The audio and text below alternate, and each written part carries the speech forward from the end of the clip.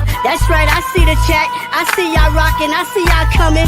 Hit that like button as you enter the building. You know what I'm saying? Hit that like button. Show your love. Show your support. You know what I'm saying? This that dope soul. This that new thing. Nobody don't know about it. Salute, salute, salute, Knicks family. Welcome to another edition of the Dope Sports Collective. I like the new name, DopeSoulSports Collective, and another edition of the Thursday night Just Knickin It show. Normally this is like the dog days of summer, but not yet. I mean, we're champions. It's gonna be a fun summer. We're always gonna find something to talk about, and every summer. Let me say this real quick, right? Every summer, you kind of wait around to watch the MSG reruns of all the games. And you're going to get upset. You're going to go back to, oh man, why did we lose that game? But now every game you're going to be happy because, in the end, we won it all. So, even the games we lose, you're going to be like, yeah, that was the building process. That was part of, another stepping stone. We lost that way. We made sure we won in the final. So, you watch the game, you smile in, and anyway, what's up, fellas? Champions, how are you guys? Doing well. How are you, champ? I'm good, champ. How are you? And salute to all the champs in the chat also. Guys, this is gonna be going on all year, guys, until next spring. All right. So get used to it. We ain't. And all the champs in the chat, Jerrell, right? Right. What's up, fellas? How y'all doing? Cool, man. Happy to be here. Happy to be here, man. And salute to the chat. Salute to Queen. Queen is out there vacationing at some point. I know she's probably gonna jump on it. She's gonna be in the chat if she could find a little bit of a signal. Right. She'll be on. But guys, I mean, we see all the shaking and moving, man. Everybody, all this movement, everybody's trying to figure out how to beat the Knicks. I mean, this is what it's all about. Every year, all these movements, people are trying to figure out how to be as good or better than the most recent championship team, right? And we are that team this season. So what do you guys see? Anything you see before we talk about the Knicks? What do you see going on in the league that either interesting, make you shake a little bit in your boots, or it's just another bad move or another sideways move, not going to change anything?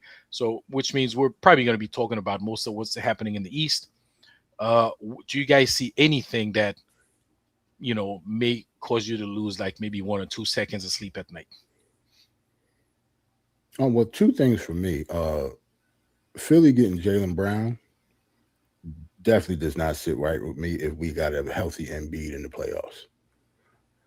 Just because of Tyrese Maxey is your third best player on the floor, you're in a pretty good spot, like regardless of who you're playing, if not just against us, against anybody.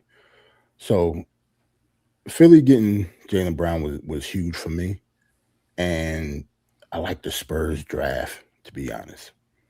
They got bigger. They got a lot bigger. Yes. Like maybe they just need like maybe another point guard. But other than that, they had a wonderful offseason, and they got Tobias Harris. So those two teams are the most eye-opening for me so far. Mm-hmm. And dare I say, Jerrell, before we go to Geoff, on paper, right now, Philly looks like the best team in the East. Yep. On paper, they look like the best team in the East, right? I mean, and not, obviously not. We are the best team in the East, but on paper, when you look at it going into next season, they look like they have all the pieces. If Joel Embiid could stay healthy, like Joel Embiid could stay healthy, like you said, they could be a problem. They're gonna be a tough out. I mean, right now, the way all the teams are right now, I mean, I'm looking at Philly as top 1-2 team. Of course, we always in the top 2 teams, so it's going to be 1-2 or 2-1 between Philly and the Knicks. What do you see, Geoff? Anything that makes you lose a couple of seconds of sleep at night? Well, I think that for me, it's the two shoes that haven't dropped yet, and that's where does LeBron James end up, and where does DeMar DeRozan end up? Because I think that those two guys are definitely difference makers. And if you add LeBron to Philly, I think that makes them even scarier. And so I think that, and even on Cleveland, I think that makes a big difference for them. So I think that he definitely has the ability to tip the scales for whatever team he goes to, Miami even, and so, and especially if he signs on a vetman contract, I think, look, he's going to be 42, but he's still like a 26-7 guy who ups his play in the playoffs. Like his gas tank is not completely empty. And if you add him to a Cleveland team that was very good last year, for example, or, if you put him in the Philadelphia mix, that makes that team a lot more scary because he's got that positional versatility. And DeMar DeRozan's just kind of a walking bucket.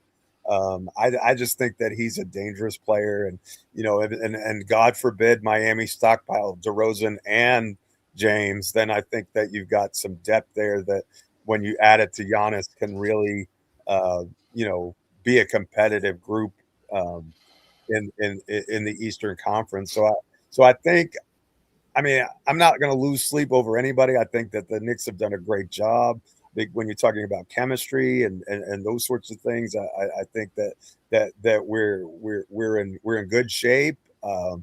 We weren't the number one seed this year. We took care of our business. We were the third seed. So, even if they do, I think we're okay as far as that's concerned.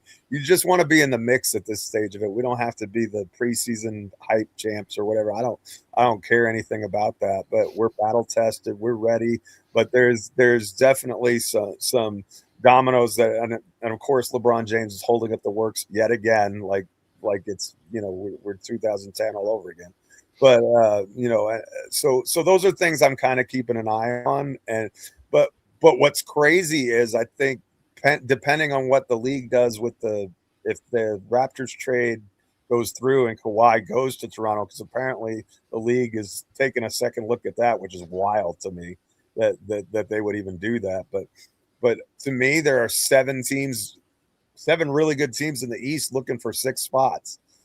And that's insane, like legitimately good 7 teams looking for 6 spots. So it's going to be even tougher this upcoming year. And it's going to be about taking care of business and not having a hangover. Yeah, but man, I got to tell you, it feels really good not worried about, where LeBron is going. Is he going to come here? The KD and Kyrie sweepstakes that we endured, like all the suffering. Like, we don't care. Like, you want to join the champ, LeBron? Like, come on. If you want to come on here on a minimum deal, we'll see what we can do for you. Maybe we'll take you, kind of stuff. But and I agree with you, Geoff. There are a lot of teams that are making some moves. I mean, not to lose sleep over, but and the other thing is the roster is not completed. They still making moves. And even us, like, we don't have a lot of room to maneuver right now the way we are. But you don't know. Like, I mean, Leon Rose could still pull a trade and bring somebody in. Listen, I'd be all in for. I really, really think we need I keep saying this, a real power forward. Like, but it's tough to maneuver. I don't know, like, what kind of trade they would do to bring in somebody like a Sadiq Bey frame type of player. You know what I'm saying? I don't even know if it's possible, but structurally for the team, I think that's something that could work. Do you know what I'm saying? But the money, I don't even know how they're going to make this work. But Cleveland right now, do you guys feel like Cleveland? I mean, never mind LeBron or anything. Like, right now, do you feel like Cleveland is still in a good situation? And I'm going to ask you the same question. Actually, I'll just Cleveland and Boston. I'm not impressed with Boston. I mean, of course, when you have Jason Tatum, and if Paul George could stay healthy, and of course you have Big Mitch in the middle, you still have a chance, right? But right now, if I'm looking at Boston, I'm looking at Philly. I think Philly's in a much better position than Boston. Of course, they don't. No, we're not done. There's still some pieces that are still moving. But what do you guys think between Cleveland and Boston? Who improved or who got worse? From last season. And I say those teams because those teams were considered our competition. You know, we didn't get to play Boston, but you know, we played Cleveland. You know, we if in case you forgot, we swept them. No, we did not forget. We didn't forget. Okay, We did not forget. I'm just throwing it out there. Just, you know, in case somebody like randomly land on this podcast, we swept Cleveland. Well, has the Cavs made any big upgrades yet? Or we going by what, like, the type of team they were last year, because they were a good team last year. Well, they were a good team. I feel like they added somebody. Or well, I know they definitely. I don't remember if they added. They in the running for.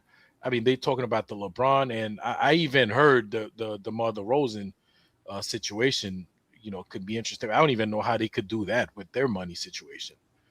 Well, if they do get LeBron, that's obviously going to be some type of, you know, problem for us. Like, regardless of wherever Bron goes, he's going to be a problem, and that team is going to be a better team. We just have to really wait in order to find out where he's going to go. Just like where AJ went, we got to wait until. Yeah. We don't know where he went. He went into the black hole. I don't know. Like, can you guys at least hear me? Camera disappeared. We can't. Yeah. We can hear you. We can't see you. Yeah, we can hear you. But you went to the quantum realm when it comes to video. I don't know. I don't know what happened. Like, I was having connection. I don't know what happened. Queen is on a boat. She might have. She's on the cruise. She might have better connection than I do. I guess maybe go out and come back in, or I don't know if you're using a webcam or what. Like, unplug it and plug it back in. Nah, it's the laptop. The laptop cam. So I don't know. You guys can hear me. Yeah, we can hear you though. You good? But yeah, what about the Celtics though? Like, I feel like they didn't improve. I mean, they did add some good pieces, but I think the loss of Jaylen Brown is huge. Yeah, I thought them getting Mitch was kind of huge too, though, because Mitch is the type of player that they actually need. They didn't have any bigs, not like Mitch, not anybody that could give them rebounds. Here's the problem though, because now, so are they expecting Mitch to start? Because Mitch played well for us because he was coming off the bench in limited minutes. Like, they really managed Mitch's minutes all season. Mitch isn't going to start in Boston either. Quaita's going to start. Right. You can tell by what Quaita got paid more money. They're paying Quaita more money. That means it may play itself out differently during the regular season, but I think the plan is to have 48 minutes of rim protection between those two, and that's something they didn't really have last year. And really, you look at it, them blowing the 3-1 lead against Philadelphia. It was because they didn't have any answers inside, and that's certainly not true anymore. How does Jason Tatum look 2 years clear of his injury? That's going to be an interesting thing for the Celtics, but everything they touch turns into gold. So if you're expecting them to fall out of the playoff picture, I don't believe that until I see it. You can criticize Stevens for his handling of the Jaylen Brown situation all you want to, and I think that's fair. I think it's also pretty clear that Brown and Tatum don't get along at all. And so bringing in a wing like Paul George, he's injury prone, but if he's healthy at the right time, come playoff time, he fits exactly what they like to do.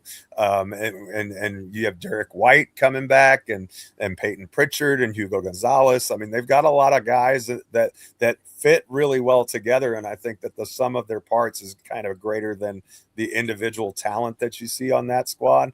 And I think that Cleveland really has questions that have to be answered defensively in the backcourt. Like, it's clear that Mitchell and Harden can't really guard, at least not what the Knicks have. And so as great as James is, I'm not sure that at this stage of his career he solves that problem for them either. And so I think they have issues. I think that they're going to be good, especially regular season good, just because Donovan Mitchell is he's such a terrific talent, and those two bigs in the regular season are really difficult to deal with also. And so, I kind of have always felt like Allen and Mobley need to be split up for some other piece. I've said that for a while, but I don't think that they're a great pairing together. But that's the Cavs problem. I'm not going to be overly concerned about it. And they did lose Dean Wade, but I don't know if that's like a huge deal or not. Like, it isn't.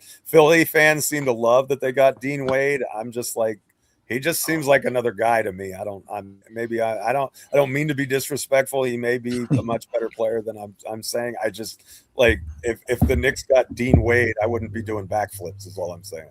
Yeah, but adding them to what they have over there in Philly, man, he could be. Listen, Philly's gonna be a problem. N5.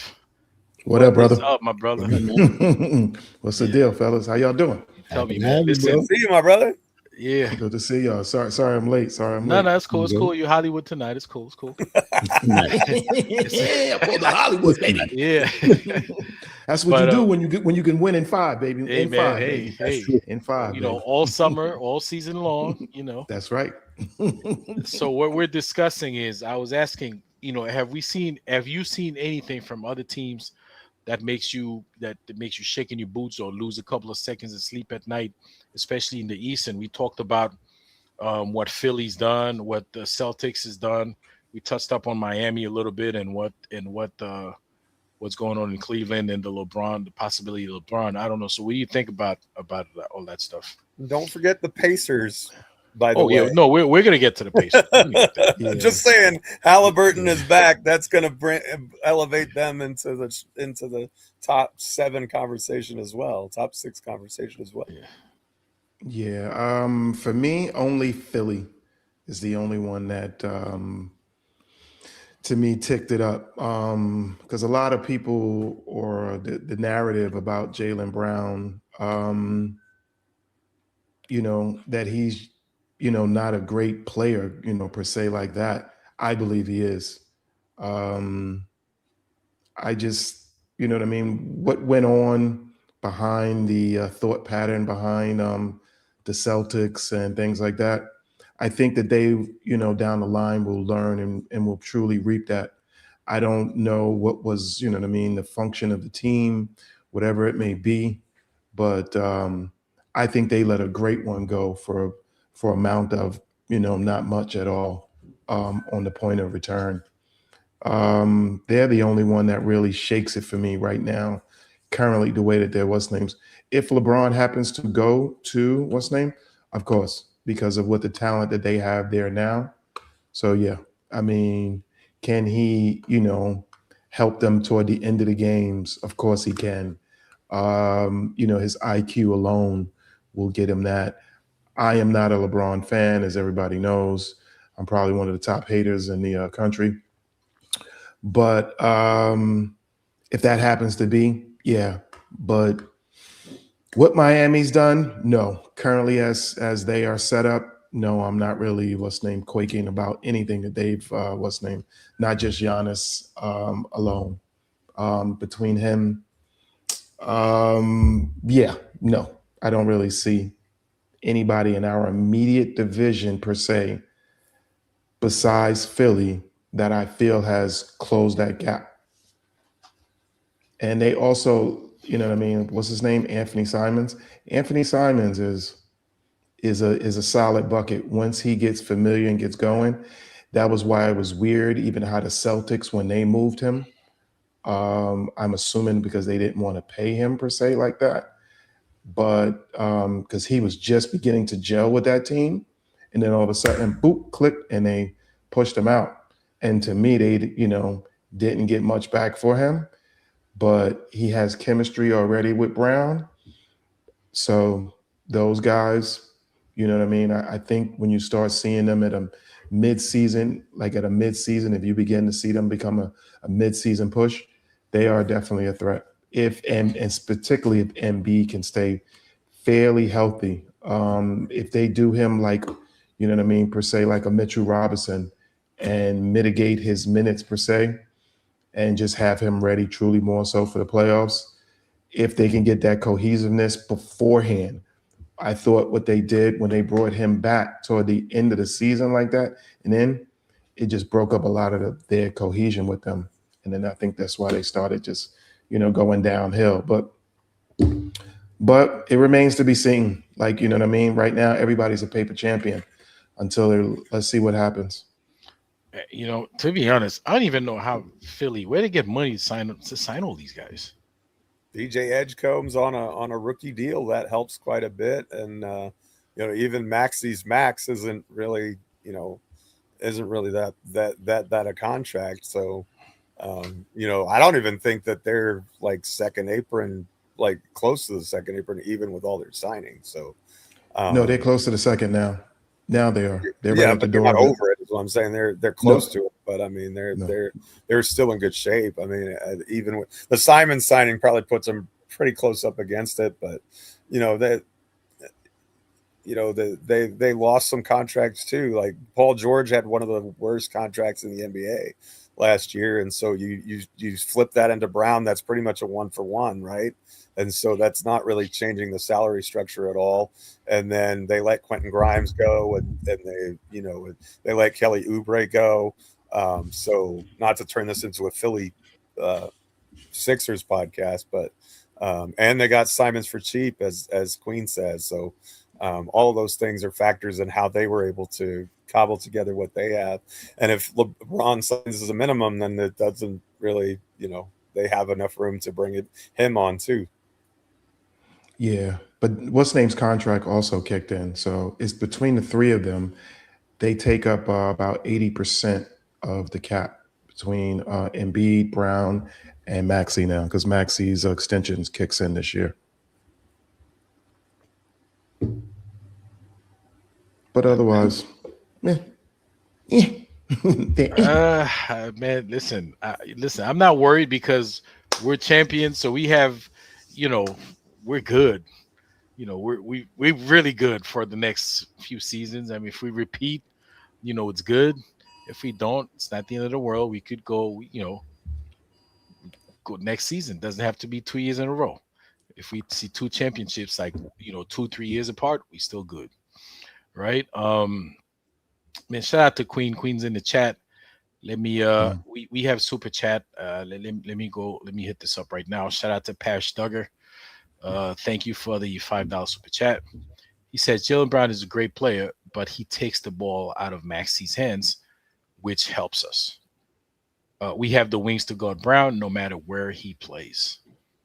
Well, I agree. I agree with that. We do have the wings to play him. I mean, he takes the ball out of Maxey's hands, so it's up to the coach to make these guys understand that it's not a matter of taking the ball out of Maxey's hands. So they're gonna have to play. They're gonna have to share the ball, and if they're able to do that, that's not gonna be an issue. The issue I see though is we have guys to guard Brown, but then when you have so many weapons, because think about it, you have Brown. You have Maxey, you have VJ Edgecombe, you have Anthony Simon, you have a healthy Joel Embiid. You just don't have guys to guard all these guys on the floor at the same time. Somebody's not a lot of shooters there, though. I mean, true. Maybe guard against the drive and live with it if they kill you from 3. I mean, not a lot of shooters, but plenty of scorers. Right, but if you pack in the paint and you can, I think I'm much more scared of a team that can knock down the 3, especially in the postseason, than I am a team with just a lot of guys who are scorers who don't necessarily shoot the 3 at a high percent. Now Maxey is good, but even he, I don't think is like an elite 3-point shooter. So I think if there's a weakness on that club, that would be it. And LeBron doesn't really solve that either. So, One thing LeBron does solve for them, though, is they'll actually have a point guard. Facts. Because Maxey's better off ball anyway, just like Brunson is. True. He would bring up the ball. We also have another super chat from Pash Duggar. Again, thank you, Pash, for the $5 super chat. Says Mitch was promised he would start. Drummond is a better basketball player. Is a basketball player upgrade, actually. Mitch is gone because of his social media behavior. Dolan said nada. I don't think it had anything to do with his social media behavior. I think it strictly had to do with money. But in terms of Drummond being a upgrade, I don't disagree with that. I feel like Drummond, he plays a little much older than he actually is. But he's still a pretty good rebounder, and he's a better scorer than Mitchell Robinson. He doesn't have to play the dunker spot all the time to score. And last season too, he started hitting some threes. He started taking some threes, which you're hoping would get better this season, right? I mean, he's trending up in that category. Like you look at his career, he never used to take 3-pointers. He started to take now he's starting to hit them at a much better clip. So he is a basketball upgrade, and hopefully we just need him to. He doesn't have to be a great rebounder, like the best rebounder in the league, but if he could give you a few offensive rebounds throughout the season and block a couple of shots, I think we're going to be fine. Why do we have to? I just want to understand is that, the narrative of always kind of attacking the point of what Mitchell Robinson, why he's not here. Mitchell Robinson is he's more than anything, he's just a product of his success. And also his failures. But his failures are more point of an injury point of anything, and taking the point of just the point of the cap. He's a hit from the cap. It has nothing to do about his social medias, this, that, and this. Yeah. He was not a disruption of the team. He was not a disruption of anything that was going on. This guy was a team-orientated guy. It had nothing to do with any of that. It just had to purely do with he's just a victim of the CBA and the cap and the point of his success and also the point of his injury. Because if you are going to go into the second apron, how would it turn around and look if all of a sudden Mitchell Robinson, which is an injured player, has an injury history, and all of a sudden then you're seized at that point in the second apron? So let's not really try to put it off on about his little social media. He said nothing in social media that has been truly disruptive about anything at all. His pointer with his hand, stop it. He played through the whole series, put some tape on it, spit on it, and let's go. It was what it was. So that narrative about that, I just don't get it. Nonsense. I 100% agree with that.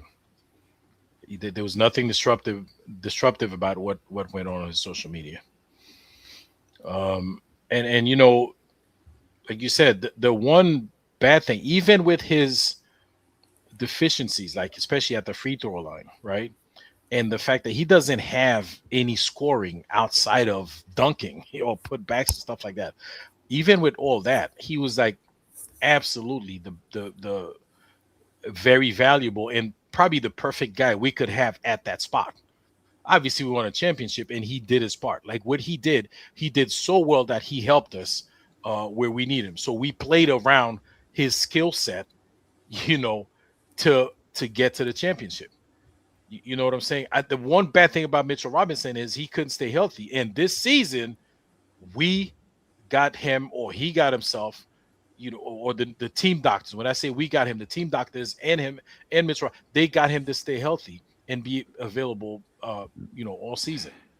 Okay, so, and I think that was huge. That was tremendous. And that's why we were able to get Mitchell Robinson throughout the duration of the playoffs and in perfect health. Even when he broke a finger, they I don't know what they did. They put a couple of screws up in that joint, wrapped it up, tape it up. You got to go. And he went in, and you know what? In the end, he got us the biggest rebound of his career to get us that win. You know what I'm saying? So it's just, the talking he does on the court is what's important. Not what goes on social media. I agree with you on that. What do you guys think, Geoff? And somebody point out that I'll put that up while you're talking too, that he's already arguing with the Boston fans or something like that.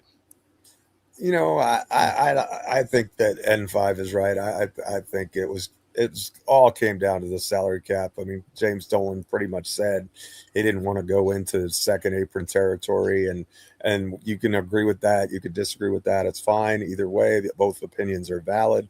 But if that's the direction that the ball was going to bounce, we signed 4 players plus a replacement reserve center for the same price it would have cost to keep Mitch. So I mean, when you think about it from that standpoint, I think that the guys that we brought in were $17.5 million, and Mitch by himself is making 15. And when you're talking about a team that's really trying to keep as much of their championship core intact, I think for us it may have been more important to bring back Landry Shamet, to bring back Jordan Clarkson, and oh, by the way, Andre Drummond is a better defensive rebounder than Mitch is.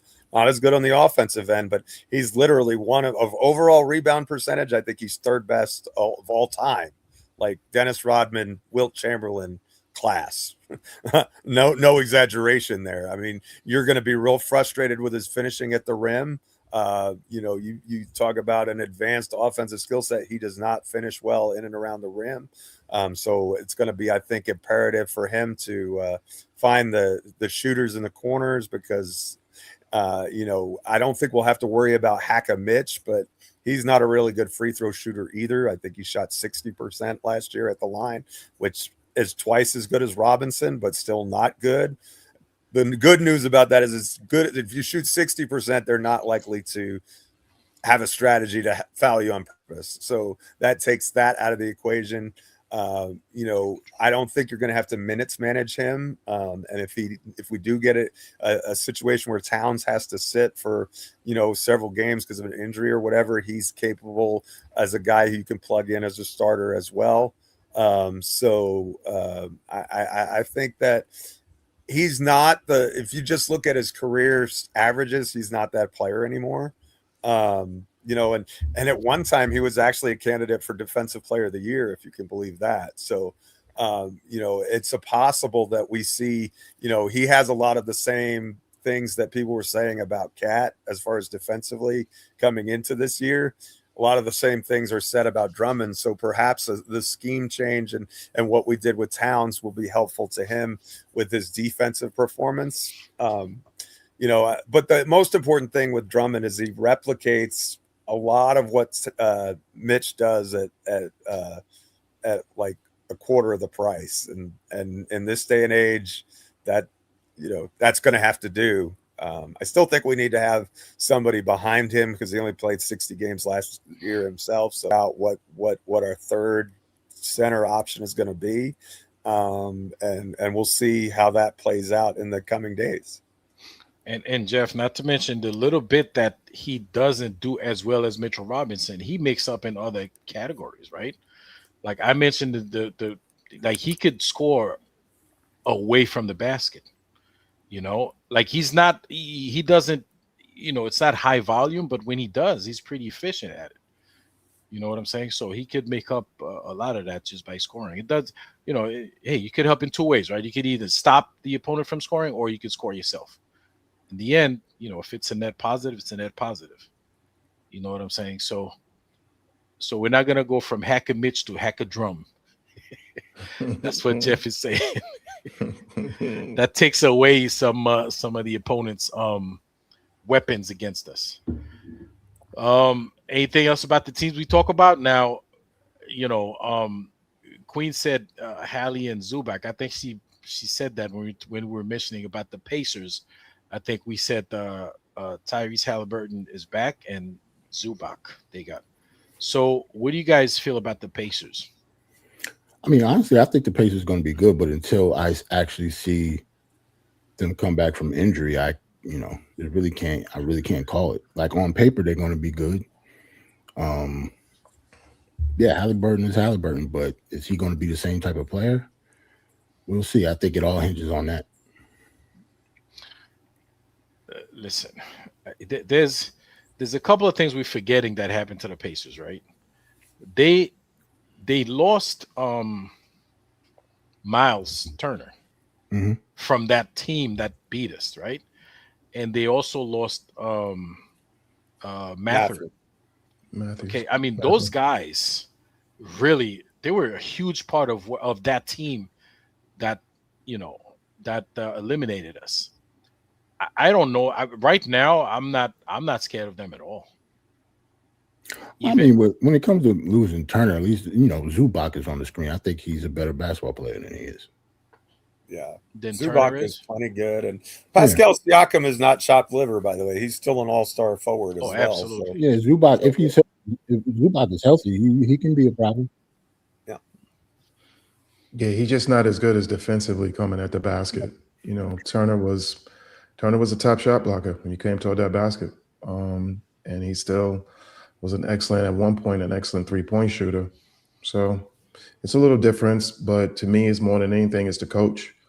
They have a really, really, really good coach. I think, I don't know. I just happen to think the world of him. I think that he coaches very well. So I'm pretty sure he'll find, you know what I mean, the nooks and crannies of what he needs to do with them. Yeah. I mean, they have you have to see how it plays out. They have, like you said, on paper, they look good, but you got to see how it plays out. I'm not worried about them as much as I'm worried about Philly. Philly to me, like really, like took leaps. I mean, they and somebody mentioned this. I could put this up while I'm saying this. I mean, we're being a little cocky. Philly went from sweep to gentleman sweep.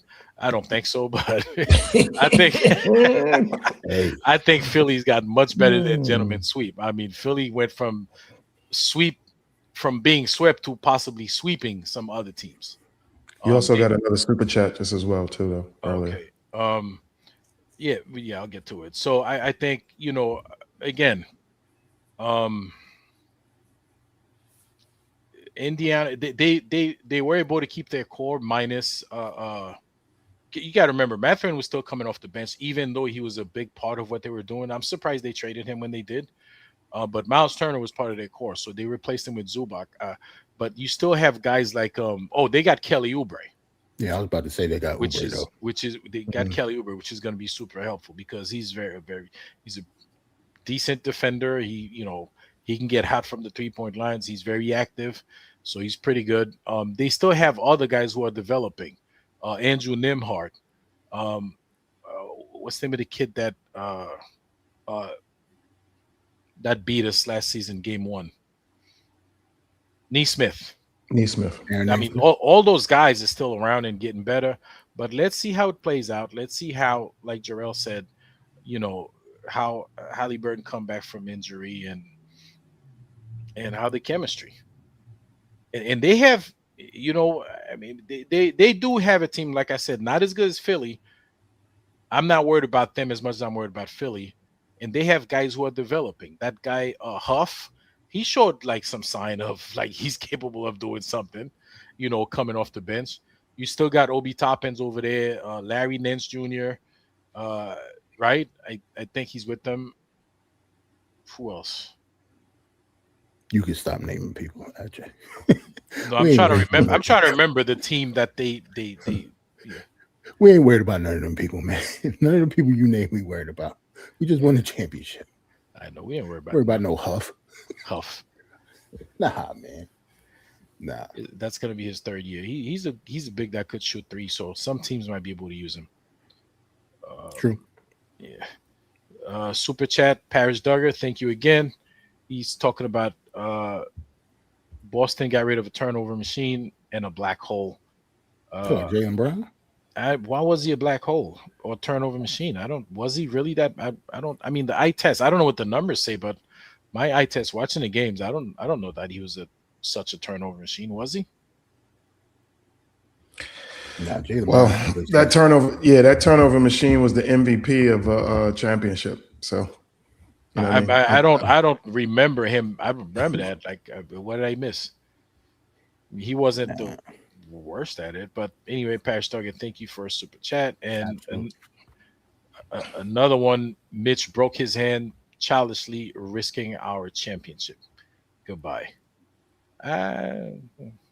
Listen, he helped us win that championship, even with the broken finger. He still, like, he manned up and like he missed not like 0 minute with that broken hand. So I'm not, you know, I really appreciate Mitch for everything that he did for us from day one. He was always there. He was always very helpful. He did the best he could. So I'm not gonna, you know. Exactly. It's just blasphemy to do it to me, but you know, because it's hard to throw us, you know what I mean? Like they say, to throw a stone in a glass house. nobody's perfect. This guy's still young men. These guys are young men. You know what I mean? So if he got frustrated at any point and did something, what's name silly, I mean, I think Parish Doug, I think you're old enough if you have children. You know what I mean? Come on. I know my kids have done, you know what I mean? Ain't gonna talk about it. Knuckleheadish stuff, and it is what it is. But we grow and we learn. So, nobody's perfect. Yeah. And of course, since we're talking about teams that made improvement, what do you guys think about the Toronto Raptors who got Kawhi Leonard back? If they got Kawhi Leonard back. If they got Kawhi Leonard back. Actually, I really like that deal for them. If the league lets it go through, I think it's kind of bizarre that they're just finally starting to put their thumb on this whole thing now. And I don't know that Toronto. I mean, I don't know. I don't want to get into all of that, but if Leonard is there, he's certainly an upgrade, and he gives them the thing that they need, a closer. Right, that's one thing that Toronto didn't have, and if Leonard is there and he's healthy, big if, of course, but he played in 65 games last year, believe it or not. He's a closer, and he's a 3-level scorer. He's a terrific 3-point shooter, but is he about to be suspended? Are they even going to let the trade go through? All of this stuff is up in the air. We don't know, and it's kind of a crazy side plot to the offseason. But if Leonard is there in Toronto and he's on the court, then he makes a big difference. But we just have to wait and see where that is and where that goes for now. To me, him and the owner should both be penalized. They definitely, subjugated as far as what the cap was, period, point blank. There's no, for me, from the details of what I've heard of it, absolutely. He should be definitely suspended, and the owner and the team should be heavily penalized. They should have at least two number ones taken from him, and he probably should sit a year or so, at least a year. And take those 2 number ones, give them to the Knicks, just because the Knicks are a division rival or something. But I don't know what happened in 5. Like, just please enlighten me, because I don't. Well, it was so he belonged to he had signed a contract. I forgot what the name of whatever this company was. Oh, okay. That's remember? It was a shell, it was basically a shell company. Yeah. And he was receiving money. He received $15 million for doing absolutely nothing. And the money, then they found that the money was directed back as far as still to the owner. Come on now.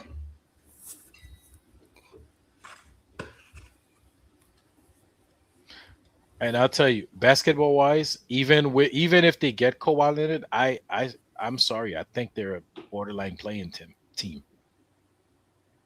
So what do they have? They have Kawhi, IQ.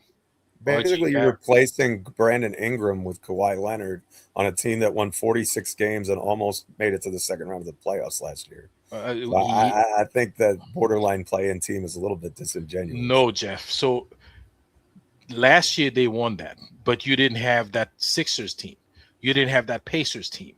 You didn't have all those teams that have gotten. They didn't have Kawhi Leonard though either. Kawhi Leonard is a top 5 player in the league. No, but I'm saying this team now has a lot more, like, heavier team to compete with. Do you know what I'm saying? That team last season they got 46 wins because they were playing that crappy Sixers team, that crappy Pacer team. But you have all those teams that have improved now. It's not going to be as easy. I don't think I still think they're a borderline playing team with Kawhi Leonard. I think, And if what's name, I don't know if he rumored to go back there too. What's his name from the King? DeRozan.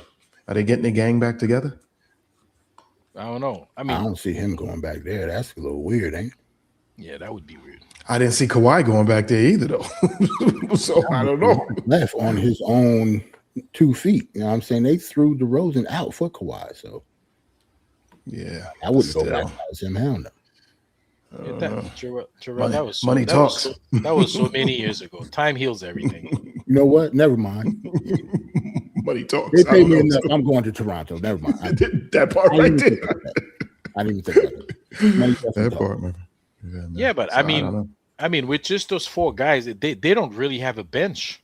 Like, who's on their bench? Like, you can't get far with just 4 guys and Yakupudal at center. They don't have a bench. I don't see them do. I mean, they still making moves, I guess, but with just that starting lineup and no bench, you're not getting anywhere. We better not lose to Toronto next year. AJ. We will not lose to Toronto. Talking a lot of smack over there. I see. I am talking that smack. Clip this. I think they got to be honest. I think they just got to get up off quickly. If they get up off quickly and improve somebody in that area, then because quickly has gone downhill ever since he left us. Injuries have been a big part of his problems, hurt. though. He wasn't healthy for the playoffs. He didn't even play in the playoffs last year, I don't think, for them. So, if he comes back healthy with a healthy Kawhi, I think that's a really solid team. Yeah, but I mean, just during the season too, even when he was healthy for these couple of years, quickly has not really improved. And if anything, Toronto has been screaming to get him. They want him gone. The fans want him out. Really? Yeah. Man, you can't go by the fans though. I mean, you can't really. That is true. You can't really go by the fans. I mean, it's fair to. I think I could guarantee you at some point here they wanted Mitchell Robinson out, or at some point they wanted Josh Hart. Last 2 months ago they wanted Mikal Bridges out. That was me. What are you talking about? I wanted him. That's good. I was about to say. That's me. What are you talking about? We had a whole show about Jalen Brunson being overpaid, bro. Like, I remember all those shows, man. Like, yeah. So you can't really anybody else in the team, like, kind of Miami. What do you guys think? I don't know, man. It's like, I don't get it. When it comes to Miami, I don't see them.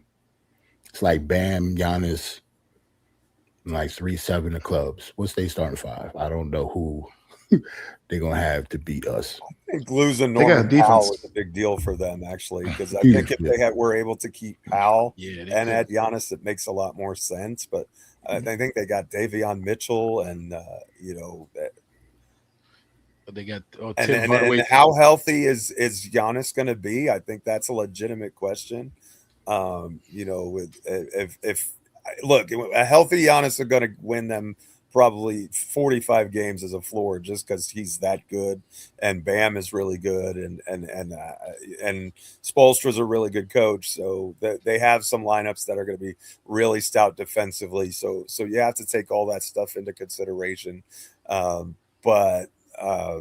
They have as many question marks as anybody, and I'm not sure that they have the backcourt strength really to compete with the best teams in the East at this point. And I think it's more and more a guards league, and they're very forward heavy, in my opinion. Yeah, no shooting. Geoff, we did that a few years back. We ain't go nowhere. We had 8 forwards on the team. We ain't go nowhere. None of them was named Giannis, though, either. Yeah. Miami, listen, they have this the magic of taking guys off the street, guys you don't know, like guy who played volleyball. They put them on a basketball court. All of a sudden, they play great, right? But I don't know. I think the magic's gonna run out. Like they have Bam, Giannis. Like you said, I know they got Bobby Portis, part of that deal, coming off the bench, right? Davion Mitchell. Oh, they still got Andrew Wiggins. Yeah, and Tim Hardaway Jr. After that, who you got? Yeah, we can move on to like Orlando or something. Yeah, there's nobody else. Like, where are you going to go with that team and nobody coming off the bench? Like, that's a team you pack in the paint for sure. You're just packing the paint. Yeah, you're telling them. I mean, I just don't see it. I know, Spoelstra and the Miami Heat culture or their system, whatever they call it. It's probably you're probably gonna get a guy that you could play 15, 20 minutes, get some production out of him. But otherwise, I don't see anybody else on that team that would. Although LeBron James at point guard looks pretty good with that lineup too, because they would be really big and long and rangy. So if he went to Miami, that certainly ups their ceiling as well. So that's a consideration as well. Right, Not to mention that's supposed to change the offense too. Last year is supposed to change the offense. He did. So that's a fact. Good point. Now we're going to have to see what he's doing again, because that offense, what he was running, will not fit for what the team that he has now. He doesn't have the shooters. I'm not impressed with their moves. Let's see what they do. I mean, they always come through. You know, Eric Spoelstra and his crew and his team, they always, you know, pull some rabbit out of the hat. But I just don't see it with these players. And God forbid, you know, Giannis is not 100% healthy. You can't get 82 plus games out of him, right? I mean, you're I don't know. I think if you get 65, you're on house money. I don't think there's any way he's playing 82. At least not. I mean, maybe he just sat out because Milwaukee wanted him to last year. I don't know, but he missed a ton of time last year. Yeah. So, and the nature of his injuries are ones that you worry about, possible Achilles tears and stuff like that. They were calf injuries and lower body injuries, which are nagging and don't just tend to disappear. Especially when you with age. I think the one thing that they really have to worry about more than anything, because so far, at least I missed it, he hasn't signed an extension. So you could basically, you know, if he's unhappy there for some whatever wild reason, and if they're losing and all of a sudden he starts acting like a pestilent child again, he could walk again. He would literally be a free agent, right? After that. That's a crazy gamble for him to do. They probably have some sort of backdoor agreement with him or something. I don't know, because Pat Riley and his crew there, they a little bit too savvy just to, you know, throw all their eggs in that one basket. Not even sure like this guy's coming back if they want him to come back. Man, my man Paris Duggar took it real personal with Mitch. Woo. Shout out to Paris Duggar. He's got there is another couple of super chat. Paris Duggar, you guys got to start listening to Boston pod and coverage. No, we don't. Couldn't pay me to do it, Paris. And thank you for the $2 super chat. That's not happening. Absolutely not. I don't care about Boston. I will not be listening to Boston Celtics pods and coverage. If there's something you want to relay that you heard over there, Paris Duggar, we're more than happy to welcome that opinion. But the little time that I have is like fully dedicated to Knicks podcasts and what's going on with the Knicks. Now, Queen does like that Cleveland podcast. I know. Shout out to Queen, man. You know, Marauder. Queen loves her some Cleveland Cavaliers. Yeah, she loves her some. Yeah, that's true. So, and thank you again, Paris Duggar. She's secretly from Cleveland.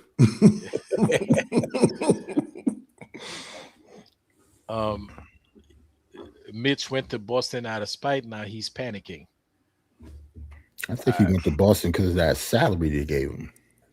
Yeah, because we couldn't pay him that money. Yeah, I don't see how he went out of spite. He just won a championship here.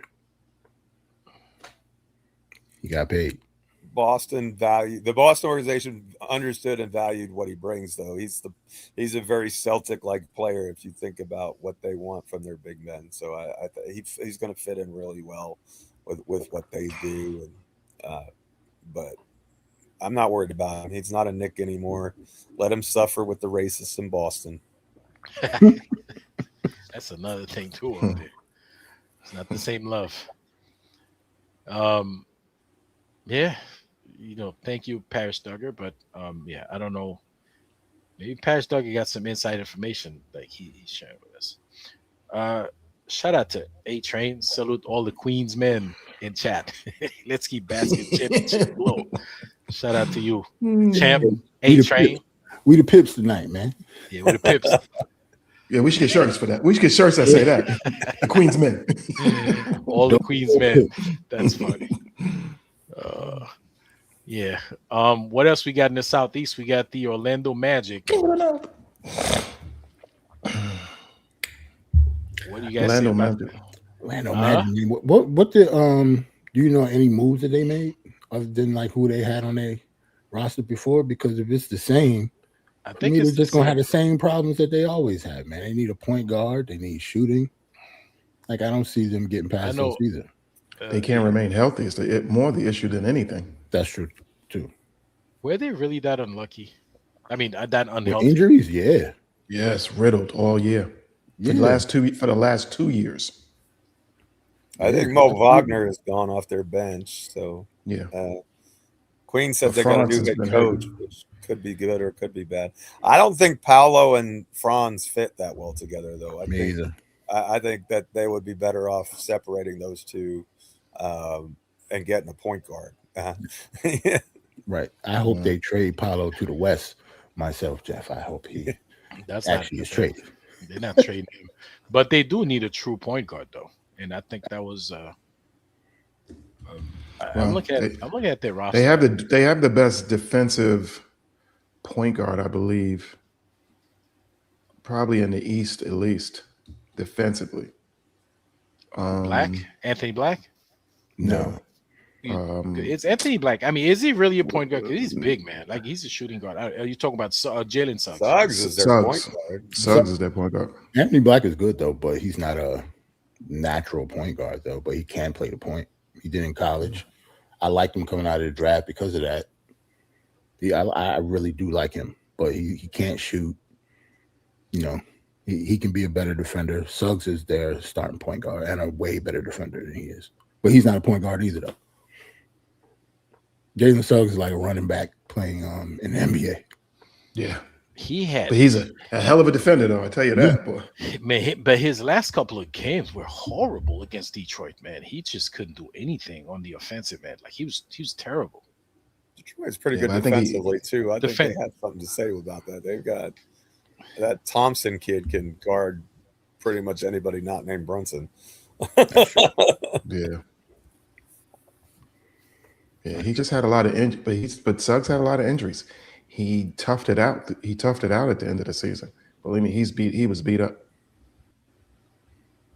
And I think when it comes to them, just like some other teams, guard play, I think is going to be the fall for a lot of teams. At least all the ones that we've named so far. Look at their backcourts. Like none of their backcourts are impressive. So because of that, I don't see any team without a good backcourt even touching us. The Pacers got a good backcourt if Halliburton comes back. Well, yeah, if Halliburton comes back, yeah. Excluding him, and he's coming off a major injury. Like he's a point guard that's coming off. I don't know, man. These guys, they come off that Achilles. It's like they come back bionic. Like the leg is remade better. That's true. They have been gotten better. Klay Thompson was never the same after he came back. Who? Klay. Yeah, but he was a shooter. Like he had multiple injuries though. Way, like running around, I guess. But even Old Man River, Kevin Durant, after his surgery, came back. He came back like strong, like he was never injured. Yeah, but the type of player that he is too. Yes. I'm trying to think of somebody that's actually athletic, but then again, Halliburton isn't really that athletic either. So I get it. He should come back healthy, but at least I got to see it first. Well, what did you think of Tatum when he came back? I mean, he came back fast. Like he was on the incomplete. He had the fast pass. Yeah, for me, that's an incomplete. I don't put any type of, I don't put nothing in that. Like he came back way too fast. He didn't look like himself. Like to me, the report card was incomplete. They shouldn't have did that. They tried to win. That's why I get it. And he wanted to play, but they shouldn't have did that. Facts. I 100% agree. I said it. He came back too early. I watched him play. He didn't have the strength, the rhythm. He just wasn't the same guy. And I think they just, thought that they could put him in, add Tatum, boom, formula, mix it up, win. And it was an epic failure. Right. Which And I makes think that's ultimately got Brown out of there. I think, but them why? bringing him back to her. But Because at of the 5, that expectations. would be, I don't know. To me, that's like the opposite of it, because you see how Tatum, he wasn't like, he came back, he wasn't great, and then Mhm. you got rid of the other. Your one, to me, Jaylen Brown was 1B. He's not really a number 2. Like, you should have had Jaylen Brown still be the main guy and Tatum be, his Robin. Yeah, but you're not really counting. That makes sense basketball wise, but a lot of off the court stuff is in that too. Like, it's not just on the court, so it's tricky. They had to get rid of him. My thing is that they got rid of him and put him in Philly. To me, that was the weird part, not the part that they actually traded him. Yeah, they put him with a division rival. Yeah. That's They insane. overestimated the market for him, and then they ended up getting the best that they could when they, Geoff, come on. They could have got better than Paul George, man. Come on. I think if they could have, they would have. Right. Honestly. Like, I think they traded with the Sixers because there wasn't anybody else who wanted to take on that contract. Damn. Yeah. I think he rubbed Mazzulla and Stevens the wrong way. I think his personality is probably very forward and aggressive in ways. And I think he just rubbed those guys wrong, and they did whatever they had to move him.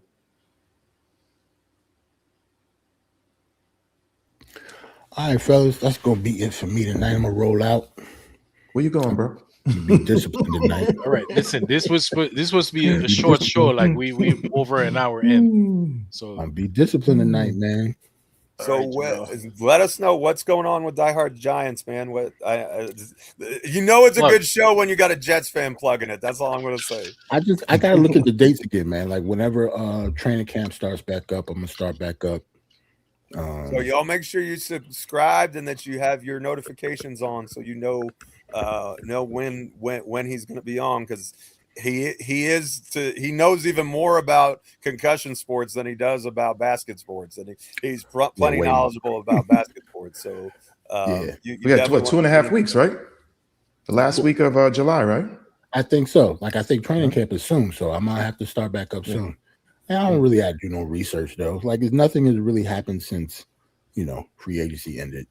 Like, it's nothing really to report but injuries, and we don't really have that many of them since the last time they reported them. So that's why a lot of Giants content creators, if you actually looking at them, they're having like interviews and stuff like that with, depending on how in they are with the team, you'll see some of the lesser players on interviews with content creators now, stuff like that. Like, there's no real football stuff being talked about right now, because you don't know anything that's going on yet, especially with us, because we got a new coach. And our training camp is in West Virginia. So most of the people that actually go to training camp are not going to go, like fans and stuff like that. Like, it's in West Virginia. So I don't have anything to report about the Giants right now. But I will soon. West Virginia. Yeah, they went all the way out there. So I don't know what they expect content creators to actually report on when training camp is all the way out there. Like, wanted to avoid the media circus, I guess. West Virginia's as good a place as any. It makes sense. Like, anybody besides the beat writers up there. Right. For a team, it makes perfect sense. But like, for like media and stuff like that and fans, it's kind of not a slap in the face, but they wanted to be secluded for a reason. So I get it. It was West Virginia or Iran. West Virginia, Iran. Same difference, right? It's about pretty much the same thing. About 6, the 7, same 6, 7. distance and everything. 6, 7, 6, 7. All right, fellas. I'll check y'all out next week. Salute to the chat. And go Knicks, man. We the champs still. Damn right. man. And 5, baby. And 5. I got a couple of comments from the chat. Man, shout out to the chat, man. And don't forget to hit the like button. If you're new here, subscribe, like and share with your social media folks, so we could grow the family, grow the Dope Soul Sports Collective family. I want to, there's maybe only a couple of shout out to Sherwin. Orlando may have the best true point guard in the East. I don't. Did Jalen Brunson get traded to the West? Well said. Queen put forth a solid question right there for us on the panel. The Queen put a solid question for us on the panel. I put it up there, Jay. Oh yeah. Are we happy with the Knicks bringing back most of the bench, or would you have liked other free agents? I'll let N5 tackle that one first, because I saw he had I kind of had a same question formulated slightly different, but it's the same concept. Yeah, I'm gonna say right off the back, yes. You guys know, I felt definitely like Clarkson, that I thought we should have went another way. I thought there were other free agents out there that would have probably brought a little bit more to us.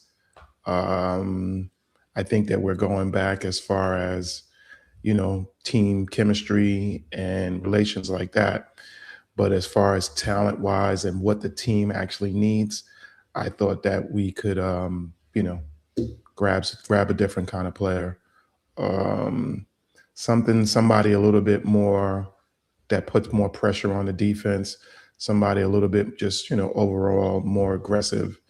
And somebody I think that was be more solid for what we particularly need in the areas that we are lacking, as far as ball handling, as far as somebody, solid coming in that can do, certain things that right now Clarkson is a little, to me, up and down with. Can he get better? Of course. For this team, can he, understand more so what we're doing in this offense? Of course, this offense is going to grow, so it remains to be seen. But to me, in the NBA, if you're not getting better and your games are not, progressing in that way, you're going backwards, because everybody every year is fighting to get better.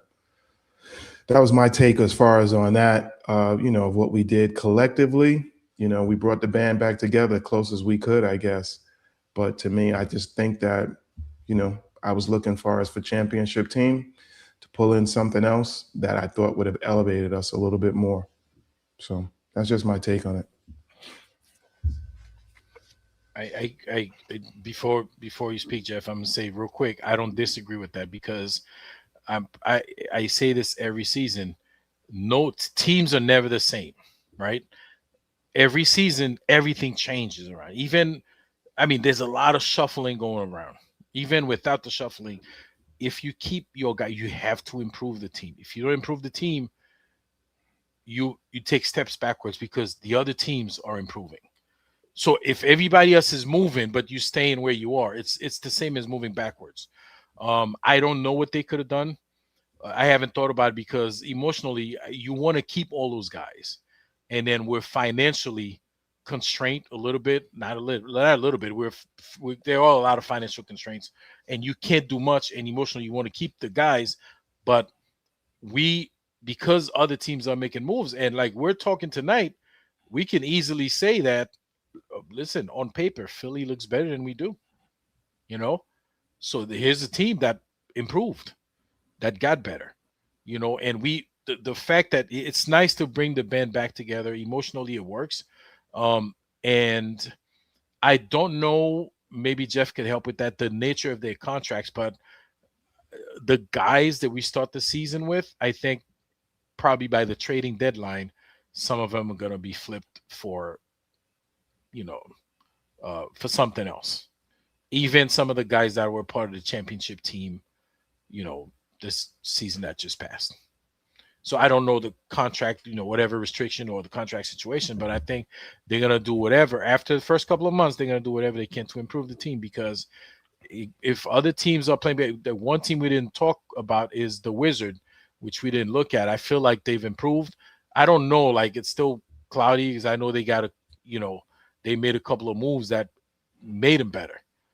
So if everybody's improving and you're not, you're moving backwards. But Geoff, what do you think? first of all, it's kind of hard to say on July the 9th, right? We're still 2 months away from training camp. And so you've got contract extension talks between Cat and the team. You've got contract extension talks between Deuce and the team. And how those go and how those look are going to affect what the Knicks do. We still have one open roster spot, which we can sign a veteran minimum to. Looks like both of our draft picks are going to be two-way players or a drafted stash.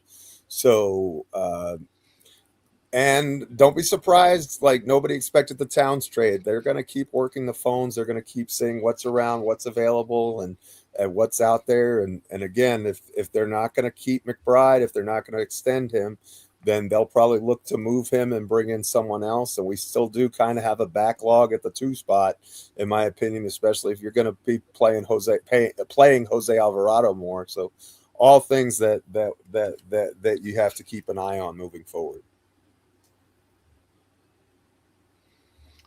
Yeah, that's a good point. There are still stuff going on. We know that, we understand that, but we still but it's starting to take shape.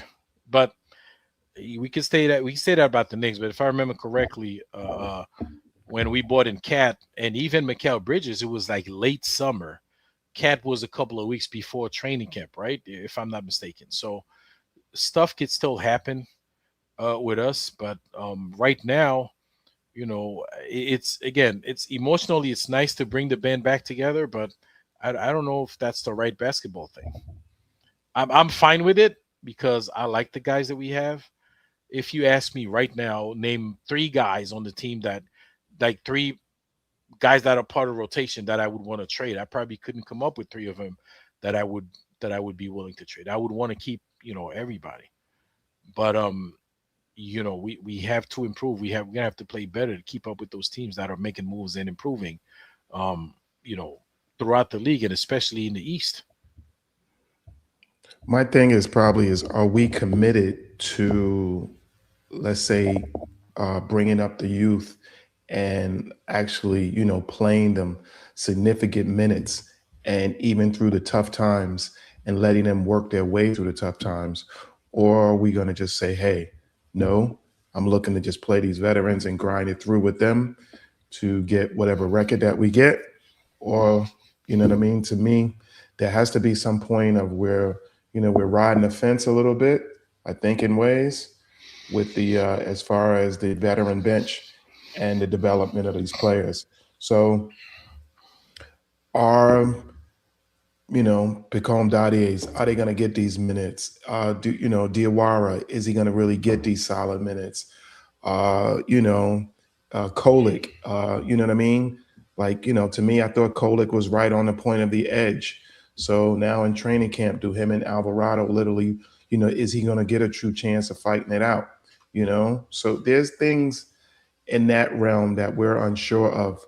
But to me, I thought that why we have Worldwide West here is to coerce some of these players that the point that we're in right now is to bring in some of that point of that talent, is to convince them that, hey, this is a greater place of being here in New York. But to me, I you know what I mean? So on that note, that's what I was hoping that, that's what he would do.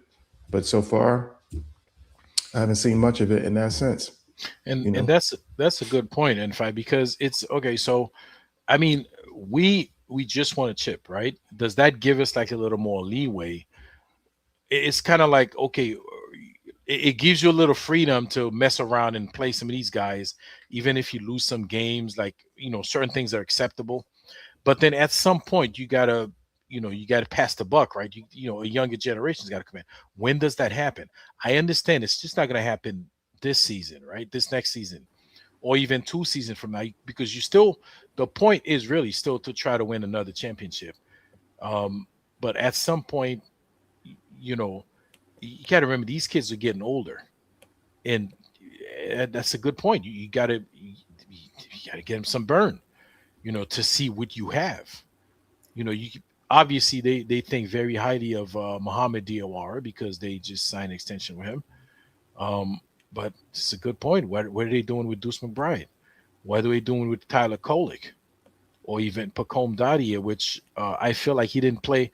He didn't earn the trust that like Mo Diawara or Tyler Kolek earned from Mike Brown last season.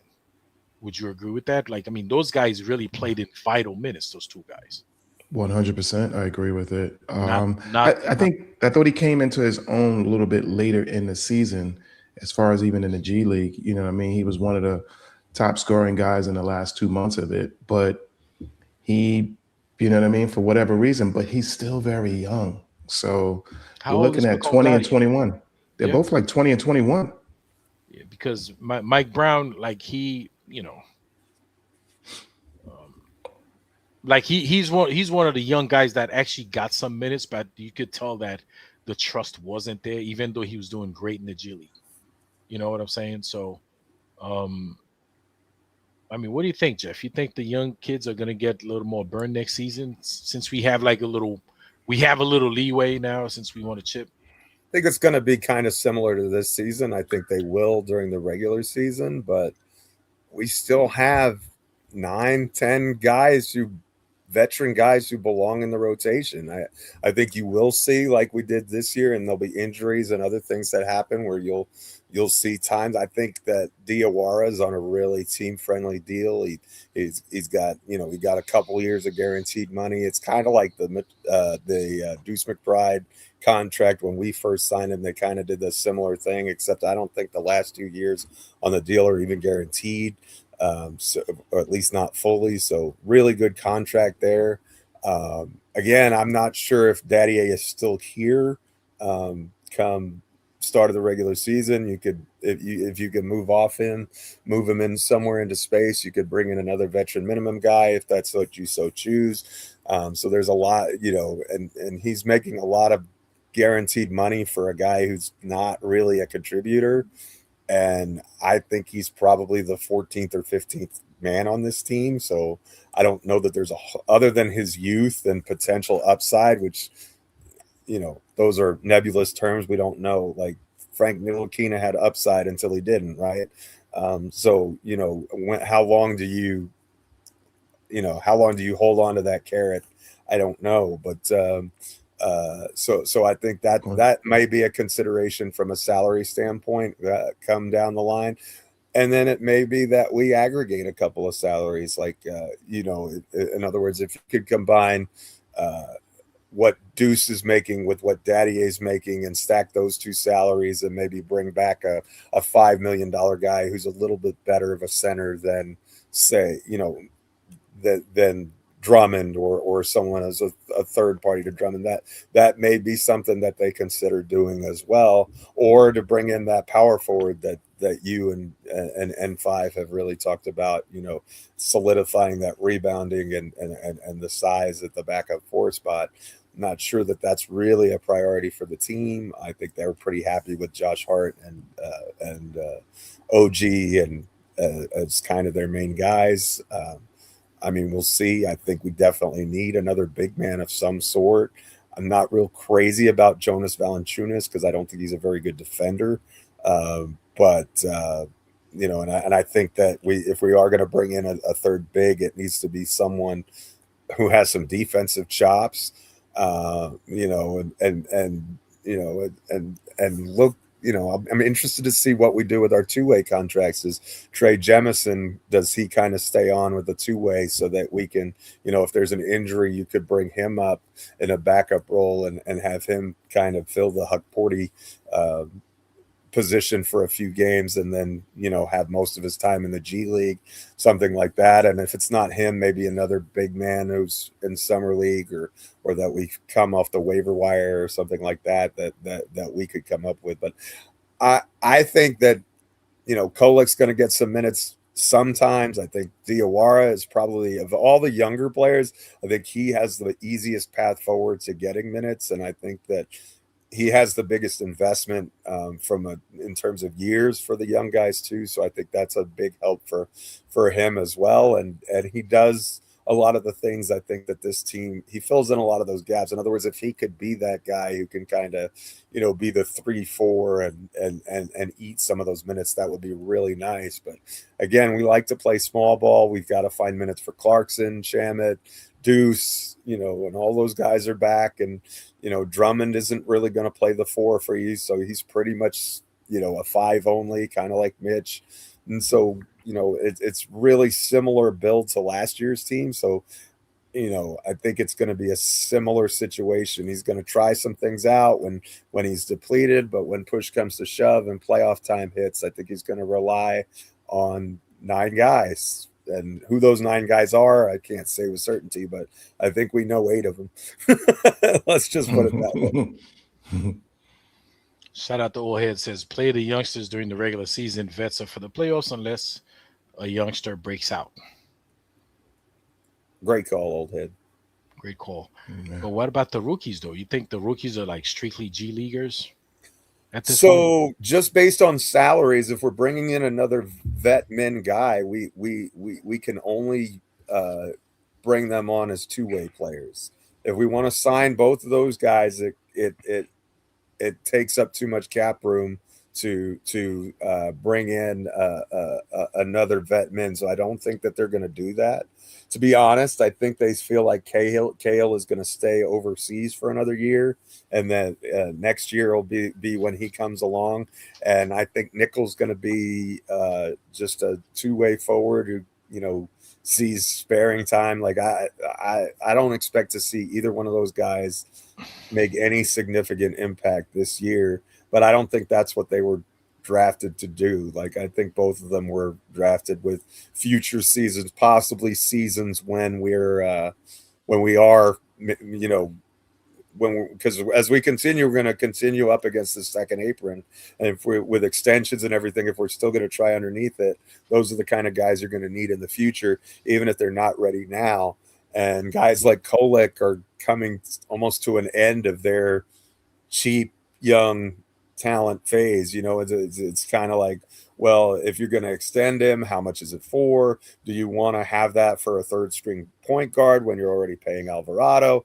You get into all of these other questions, these tough, difficult second apron questions that none of us really want to talk about. I mean, we'd much prefer that we can just, spend and pay what we want and keep the players that we want to, but that's not the reality. And so, but also interesting is if we keep the roster the way it is and just add a veteran minimum, what that does, if we don't make any deals or anything during the regular season, we would be able to, once the trade deadline passes, we would be able to sign a vet who gets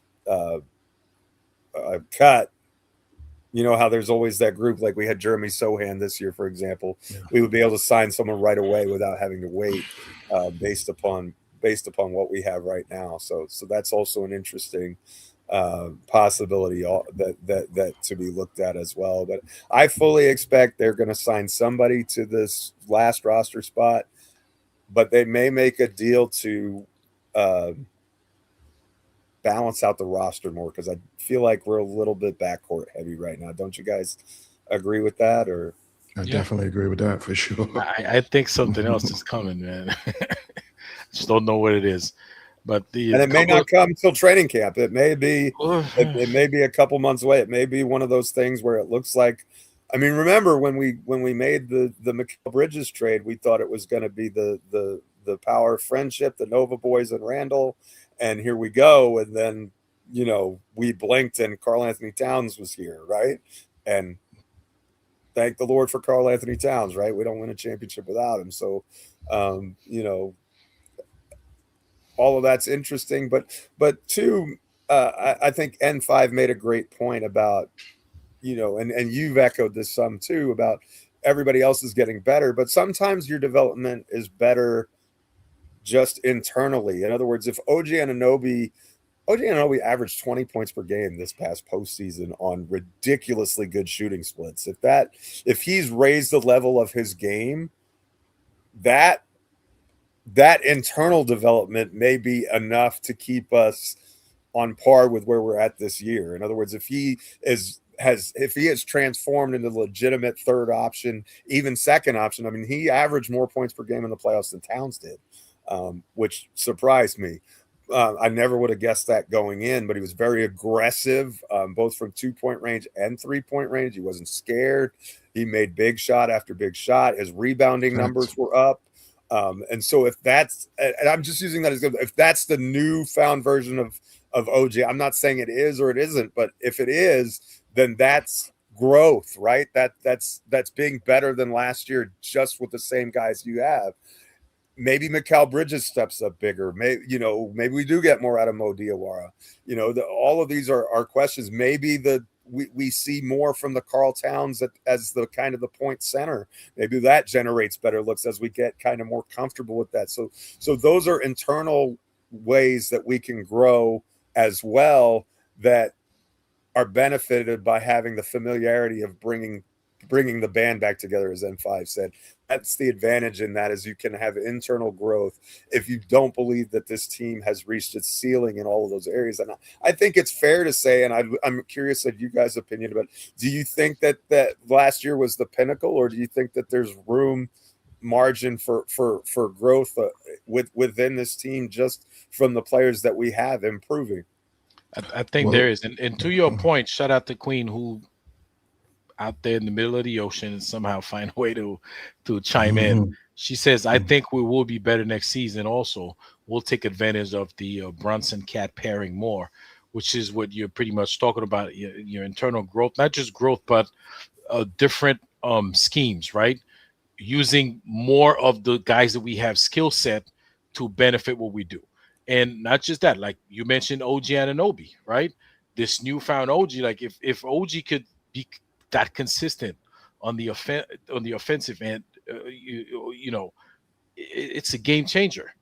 And as far as can we get better, absolutely, because Mikal Bridges is a better player. I think we can get more out of him. I really feel numbers wise, he had a good season, but when you're watching the game, you're like, man, he could do so much more, because we've seen him play in the past. We've seen him on other teams. We know he could do much better. I understand that there's so much ball to go around, but he can definitely, there are certain games, like one every 4 or 5 games, you feel like he could take over and like be much better than he's been. But I'm wondering now if a weight is lifted off of him, right? Because he's been Mr. 5 picks, right? Like that's been, but now nobody cares about the picks because we're champs, right? And so I think some of that pressure of him having to deliver, well, he was part of the championship squad. So maybe that portion of, like, that angle of it is gone. And so maybe that helps him, and I think that for a large part, his thing was a lack of aggressiveness, right? I think that's what we all saw. And he had his moments in the playoffs where he was fantastic. I mean, and he was our second best player in the closeout game, in my opinion.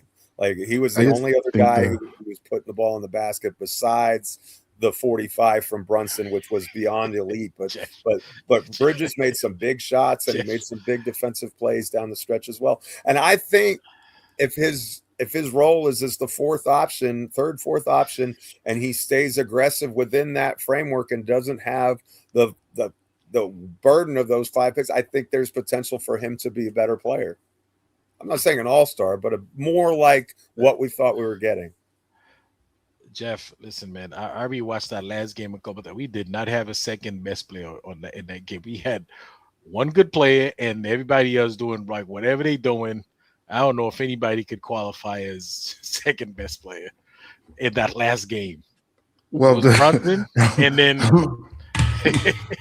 I'll say it like this. I just think that offensively we will be better, because there's a different aspects to it. One is that we will add more of the Princeton UCLA combination of plays. Will add more overall. Then 2, the processing through the year that will go through Towns, because now that they trust Towns to run the point of an offense, it brings different dynamics, plus adding so many other plays and so much more development, because best believe we only used a minuscule of what that offense contains.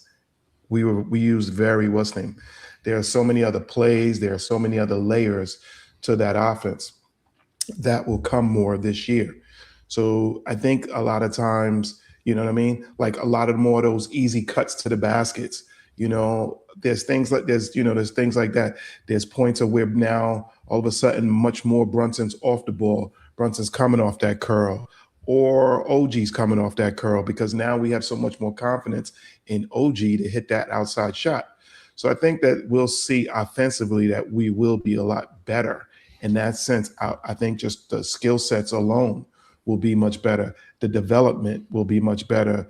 The trust in, I believe that the wholeheartedly trust in the shooting coach, because when you get in your first year of a shooting coach, you're still a little because you're used to having development if you're a pro of your others. But now having a full-time shooting coach like Josh Hart, if you watched his interview, how he said it, he has a shooting coach, but he didn't have a shooting coach that was processed through the year with him. So now that he had a shooting coach process through the year, and you saw even with a torn up finger that his shooting was that much better this year. His trust in his 3-point shot, his ability now to sometime not just turn off his offense and say, hey, I am still part of this on the offensive end, and the reluctance points of him, because he had such a reluctance at time of shooting. There was a lot less spottier moments last year than the year prior to.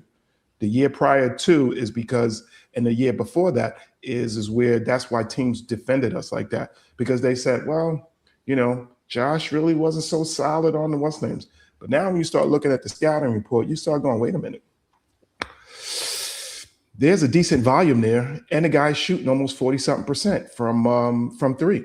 So, you know what I mean? So all of a sudden now, your defense all of a sudden now has to stretch and expand more, which then allows for more cuts, more movement, more ball action, more off-ball action. So I think that our offense will reach a new height, but I still worry about the point of our defense and injuries and anything else, because once you win a championship, your year is so much shorter because of your off season.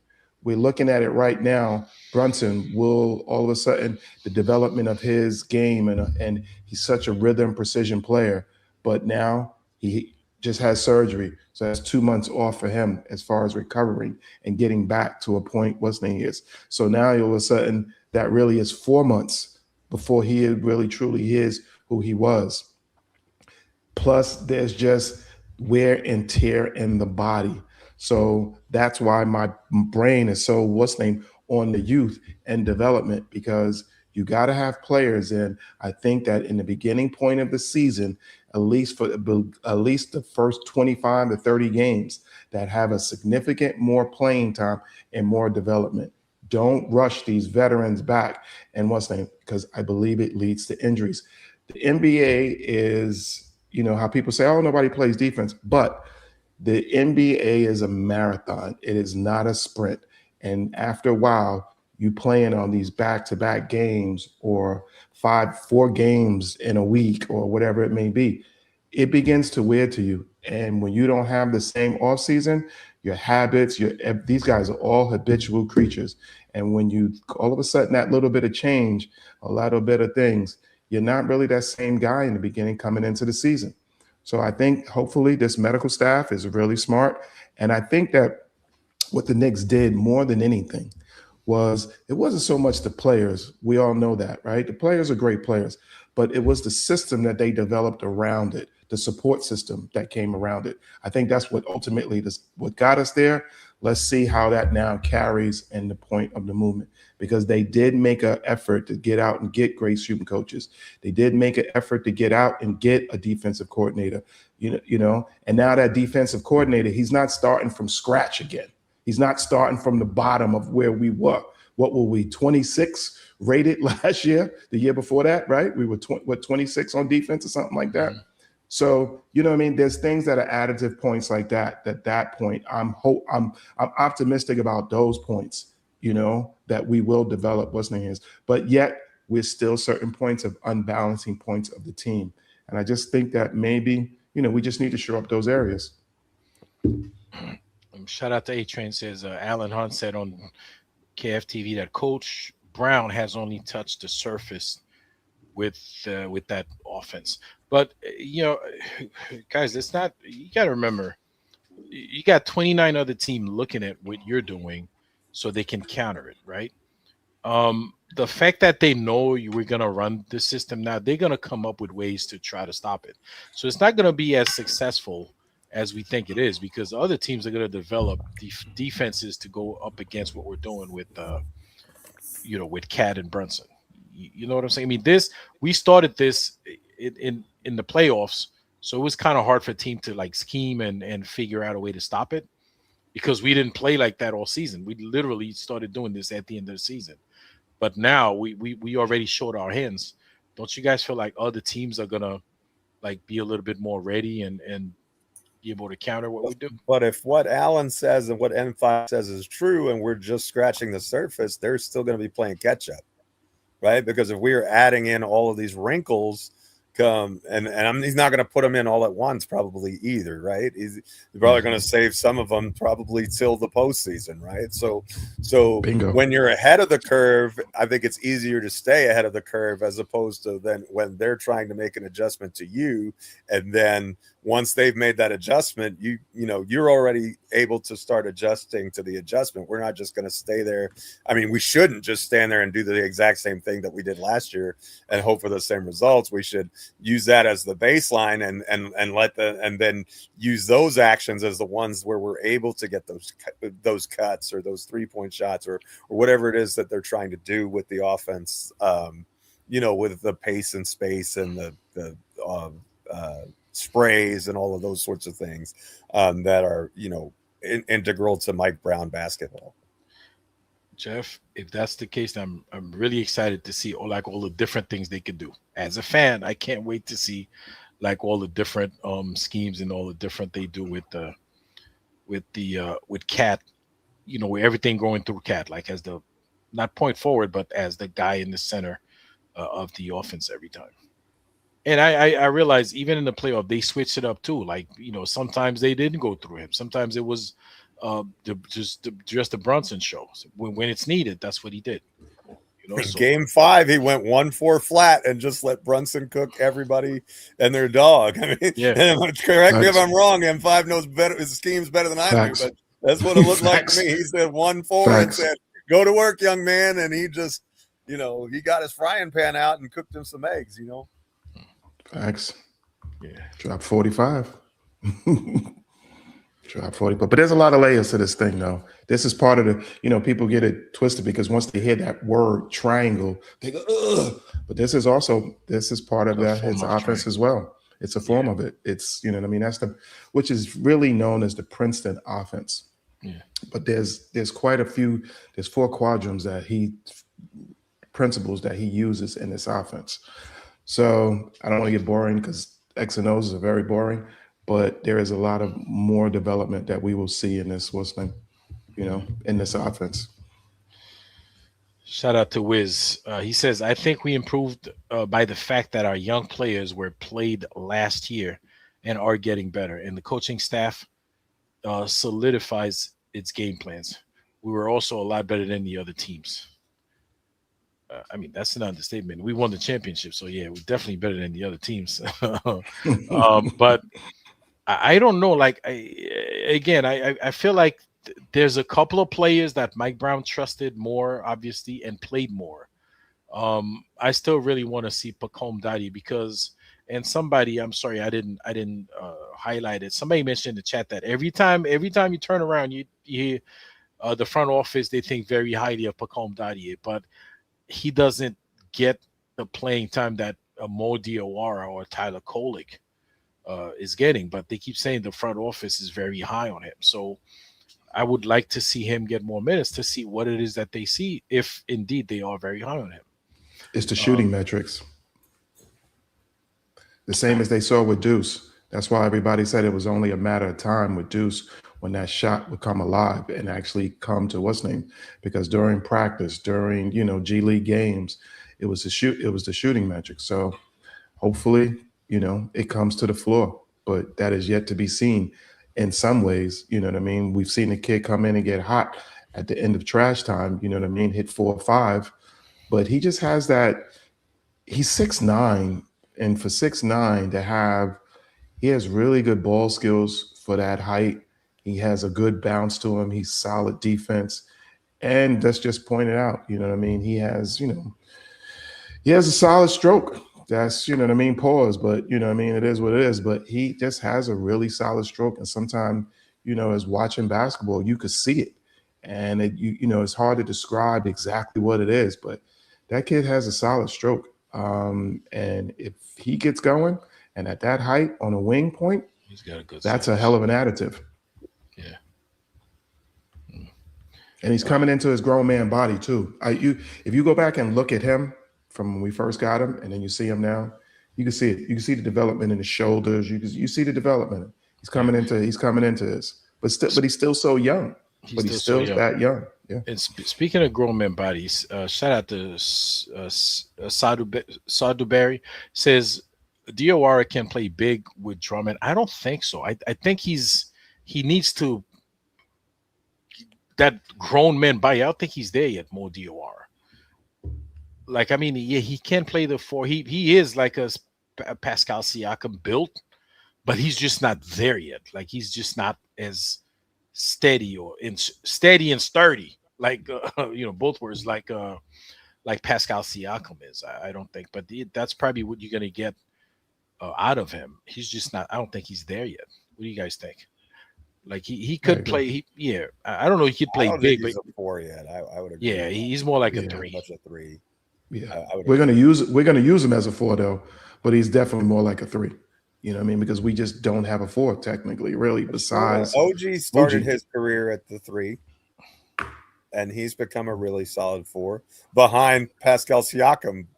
By the way, right? Wasn't that the rotation when they won it? And it was Siakam and OG didn't get to play in the playoffs that year because he had the appendicitis, and it was his appendix burst, and it got infected, and he missed the entire postseason run. And then now he's got the tip in that makes him the most famous of power forwards in Knick history. Yep. Just think of technology, because back in the day, if your appendix, erupted like that, it was such a long, because you're poisoning yourself when your appendix erupts. So a lot of people have died back in the day that way. So technology's come a long way. And hey, everybody out there too that is in don't forget, Brooklyn Nets and the Knicks play tomorrow. 6 o'clock on Prime Video. 6 p.m. Summer League. Summer League, baby. First game of Summer League.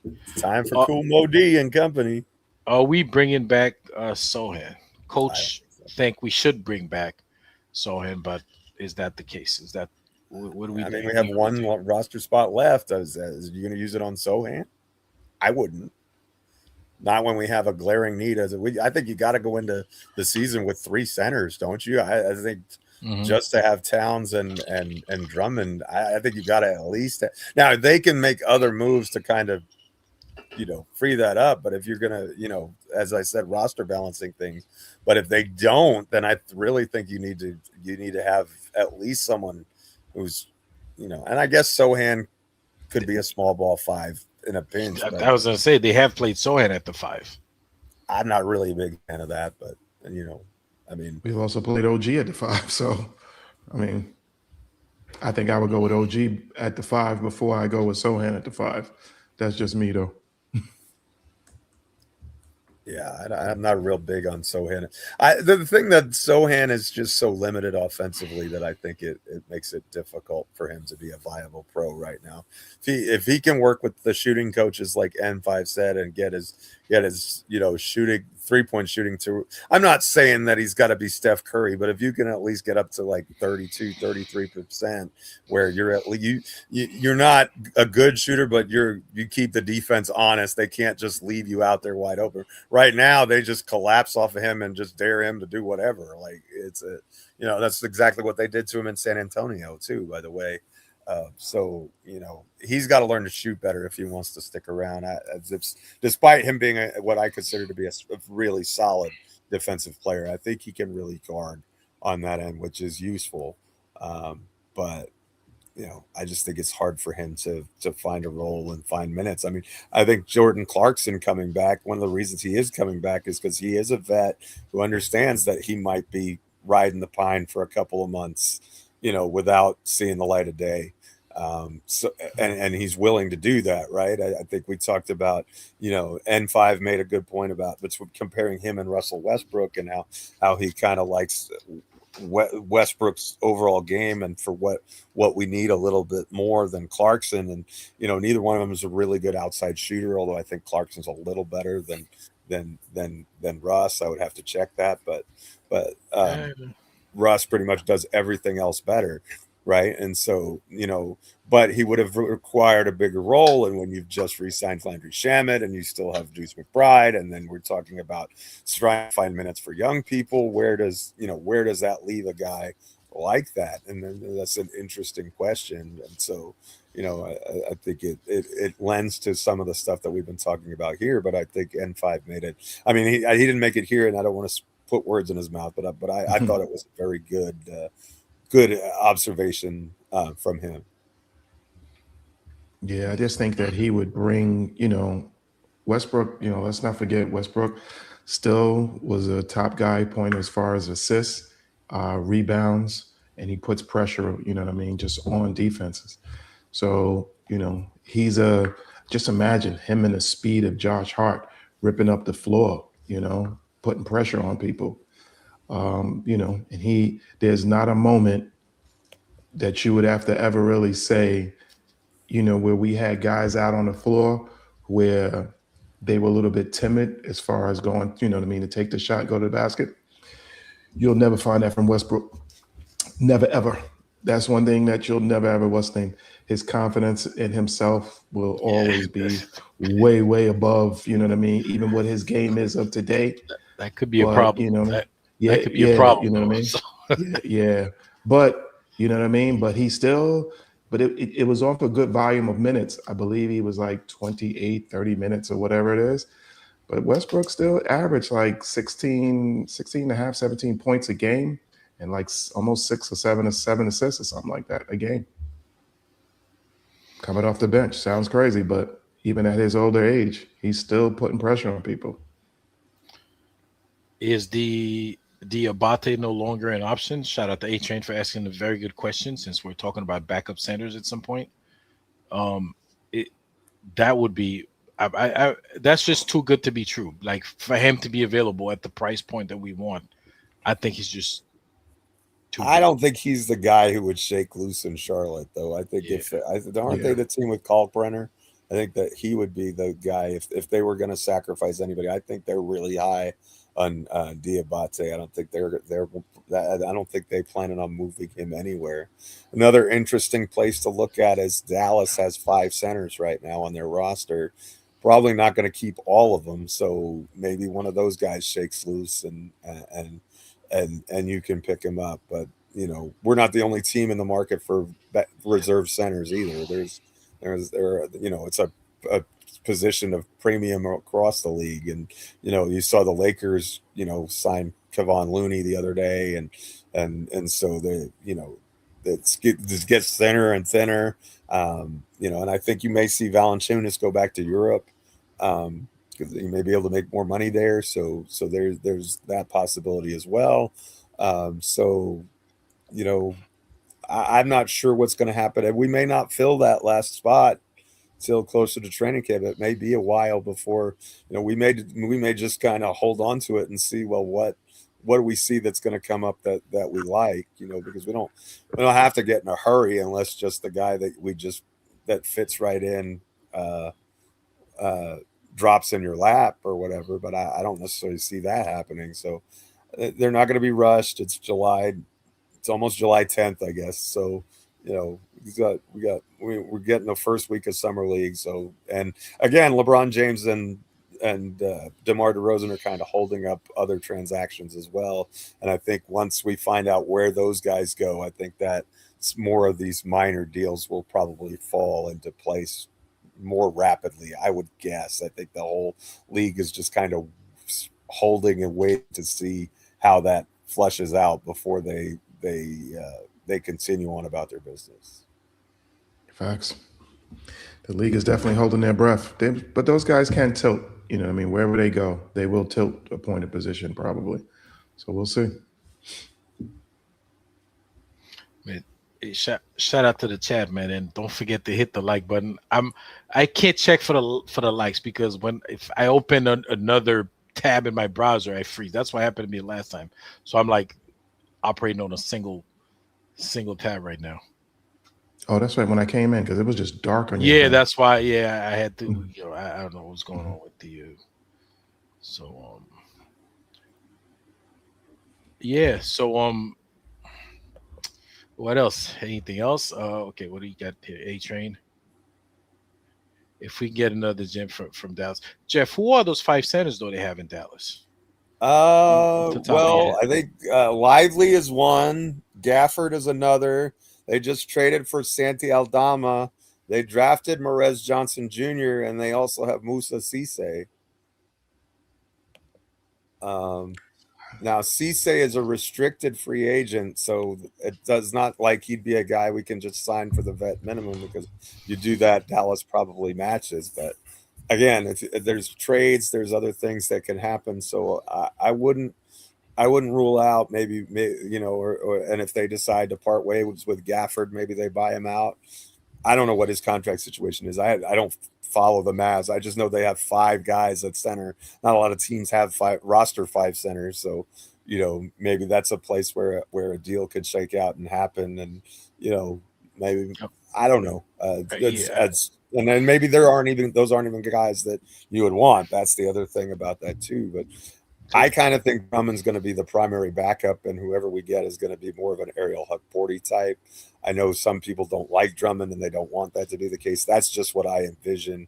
That's why you bring a guy like that here. He's a minutes eater. I mean, he's a guy that can start for you if you have to in a pinch. And so I think that we will bring in somebody else, but I just don't know what kind of a guy that's going to be. But I would be shocked if we went into the season with just 2 centers on the roster. I don't think that's sustainable roster construction. Yeah, I think we'll get somebody probably. I think some guy that will be, a G League kind of center. I think that's basically what will probably happen for us. And we'll probably try to just live with it. Shout out to A Train. I don't even think they have dial-up service anymore. Stop it.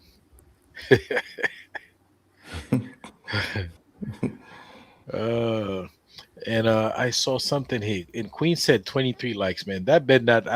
Guys, come on. All these people we have and just 23 likes, man. I want to see them likes go up.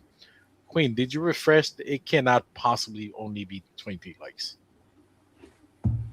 Well, I said we might trade Deuce, so Wiz took his away. I know that. so we had 24 now. We had 24, and I lost that one, so I apologize for that. Yeah. my phone. BKNY 1982 said Gafford is good too, and yes, somebody said Gafford would be good for us. He would be good if he gets bought out. That would be good. But like you said, Geoff, it'd be a lot of heavy competition out there trying to bring him in.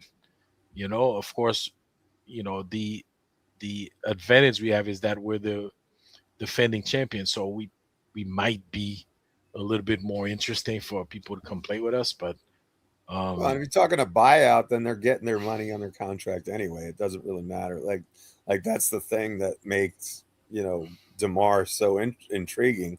Like, he's getting paid his King's money regardless of what else happens. So signing him to, like, if he doesn't, that's why we got Jordan Clarkson last year at the price point that we did. And I think it's kind of fortunate that we were able to re-up him again. I know it $4 million in his pocket, but it's really just 2.5 against our cap, which is the number that matters. And so I think that those are when you can get guys who are really NBA rotation level players at that price point, it really helps you survive a season. And I think we saw that last year. We were the freshest team, and that's why we were able to make all those fourth quarter comebacks. First of all, we didn't play as many games, right? We were sweep, and gentleman sweep to end the season, which helped because we had 2 10-day breaks basically, and so we've seen what it takes on the other side too, where we struggled in series and extended them to 6 games, and we played our players 84 minutes per game under Thibodeau. We saw the results of all that as well. But last year we were well rested, and we were the team in the fourth quarter that was able to dominate. And I think a lot of that had to do with, one, just the commitment from the players themselves to be in phenomenal shape, and 2, the amount of rest that they were able to get throughout the season and even in the playoffs. I think if you look at guys like Towns, only played like 31 minutes per game, and that allows him to be fresher and to play better. And so, some of that's foul trouble too, but it is what it is. But I think that was a big part of why we were able to make those comebacks last year, was because we had fresher legs than everybody else, and that makes a difference. 100% agree. Good coaching. Just saying. 100% agree. Kelly, I think there's some new people in the chat too. If you're new here to the chat, just put in new. We'll give you a little shout out there. Shout out. East Blue Juice. Where is Kelly Olynyk? I don't know where Kelly Olynyk. He was with the Spurs last year. He was with the Spurs. He was on that bench. He was one of the 4 centers they had over there. Yeah, everybody in their reserve was a center, I think. Felt like they had like 6 backup bigs, but I really think the Spurs got better. I think Tobias Harris is a piece that they were missing last year. A guy who's a legitimate guy to play the 4, solid defender, can score a little bit, more than a Harrison Barnes could. And remember, they were playing super small against us for the most part. They have a lot of length, but they're basically playing 4 guards around Wemby, and they don't have to do that anymore. I like their draft picks as well, so I think that they improved.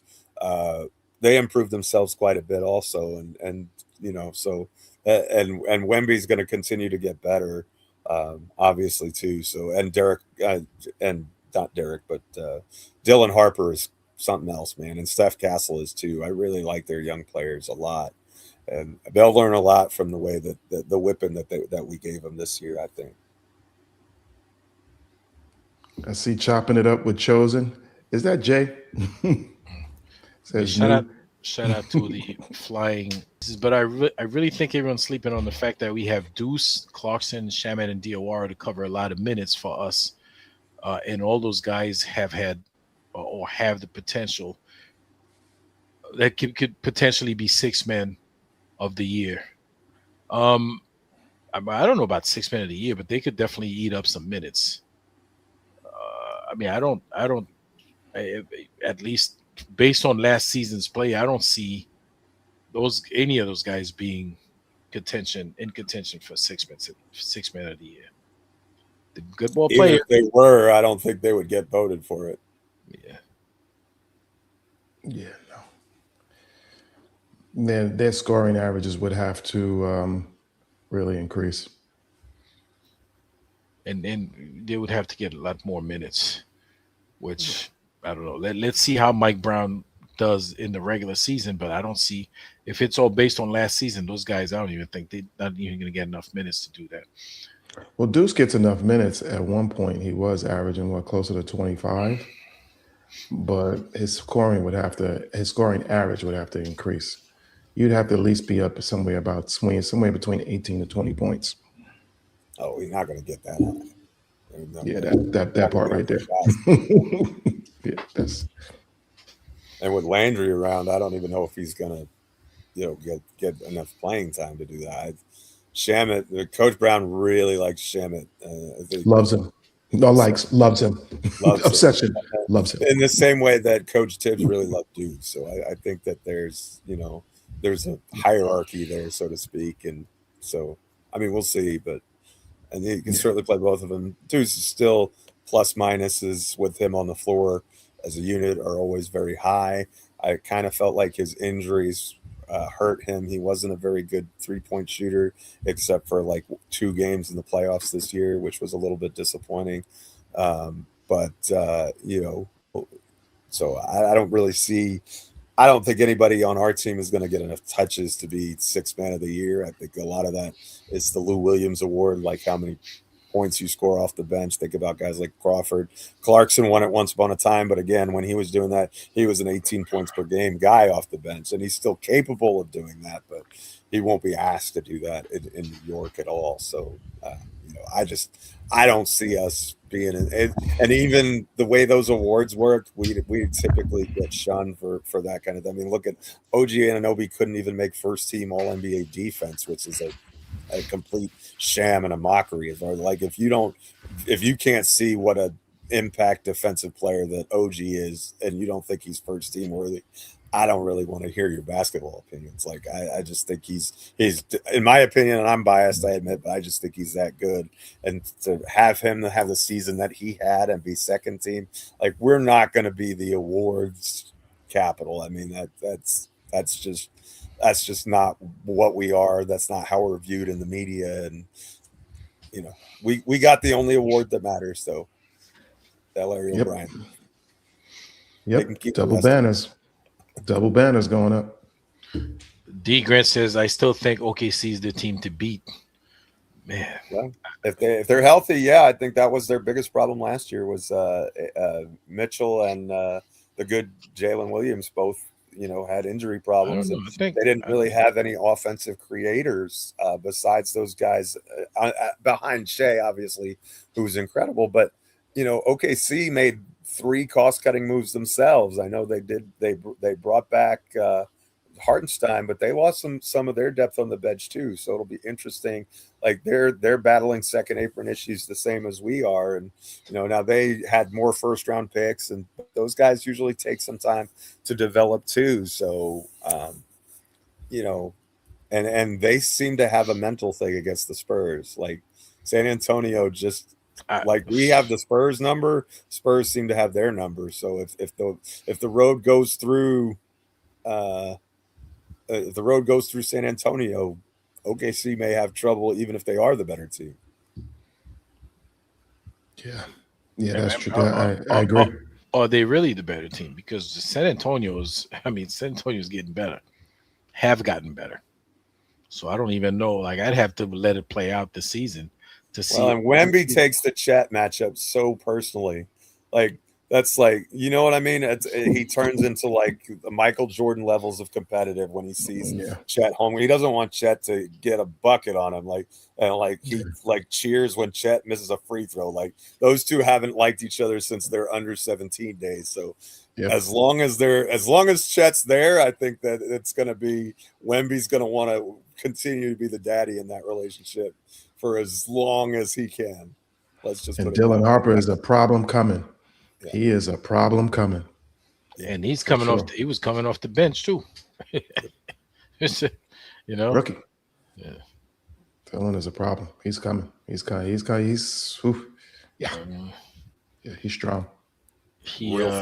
Wembanyama, he should have told Chet, I'm in your head. He said it to the wrong guy. He said it to Mitch. Yeah. Deuce is gone next, according to Parrish Duggar.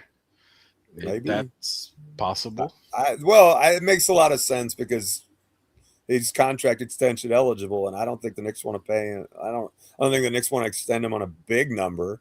Now, if he wants to come back on a small number, that's fine. But if you're Deuce, you probably want to go somewhere where you can be the 6th man, right? Like somewhere that pay you, what Mitch got, and be able to be on the court for 30 minutes without having to compete with the Clarksons and the Shamets and the Alvarados of the world. I mean, that it's just a log jam back there right now. And if he could go somewhere where he could get even 30 minutes a game and have a bigger role to go with a bigger contract, I think that would be ideal for him. And the question for the Knicks is Deuce a good enough player that you're willing to go into second apron territory for him? And I think if the answer to that question for Robinson is no, the answer for that for McBride has to be no too, because Shamet can do pretty much everything he can do, and Clarkson's a good player as well, and just as cheap, if not cheaper. So, I think that's not necessarily the wrong take. That it's strange because now he's the longest tenured Knick, I think. So it's like they're going in dominoes. We lost our longest tenured Knick. Now it's McBride, the longest tenured Knick, also maybe going away, and so yeah, it's just a reality of the situation of the roster construction as well as the finances. Oh yeah, all of these teams are going. You mean OKC, like you say, they had all of these, and they still have a bunch of number one picks. But now, the way that the CBA is that they're trying to defer and push them off. So to try to get like a real handle on the league to be, competitive consistently, that CBA is really putting people to task. So it's hard because those first round picks are guaranteed contracts. They're guaranteed contracts for players that you hope they're going to be good, but you don't know if they're going to be good or not. And you may have you're contending for a title. You may have a guy who's making $3.7 million, depending on where you drafted him, that you're not even playing. And that if you're going up against the second apron, you don't want that. You'd much rather trade for 2 second-round guys that you can pay, $1.5 million to, and hope that they're going to be just as good. When you can scout like the Thunder can, and find those diamonds in the rough, that a lot of times is the way to go. Like these late first-round picks are less and less valuable because for teams that are contending. I mean, like if you're the Nets or and I don't mean to disparage the Nets and their 5 fans, like good for y'all. I think Julius will be good for you and all of those things. But I just think that if you're a team that's not in compete now mode, you can afford to have those guys on your roster. But when the money is, the belt is tight and the money is crunched, you really have to rely on non-guaranteed salaries and veteran minimums to get you through. And that's what the Knicks are doing. Shout out to D Grant. Says we will end up trading Deuce and someone else for a backup big. Someone else had similar thing. Deuce and a couple of second round picks for a backup big. I that's possible. I think it would probably be Deuce and Daddy. I think because I don't think Deuce's salary by itself is going to be enough. It only makes like $4 million. But Deuce and Daddy gets you up to like almost $7 million, I think. And then you throw in those second round picks to grease the wheels. That's why we picked those up. And then you bring back a $5 million player, and then maybe you do roster Nickel or you do roster Cahill. Perhaps because you can bring them in at those $1.5 million deals, you know what I mean? Which are, those second round exception deals are pretty neat to have. So, and that all is something that could happen with, up until training camp, you might see something like that happen.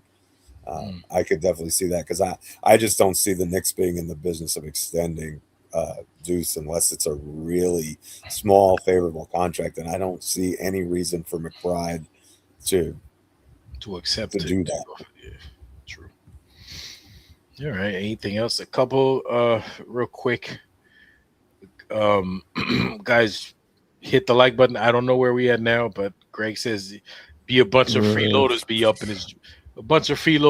his joint, man. All we ask you to do is hit the like button. 56 right now. 56, man. We're not even half the people in here. We're just above Mitchell Robinson free throw territory, guys. Come on, man. Let's get up to let's get up to OG territory. He 82% shooting. A couple of things before we get out of here, right? So Parrish Duggar had this super chat. It wasn't,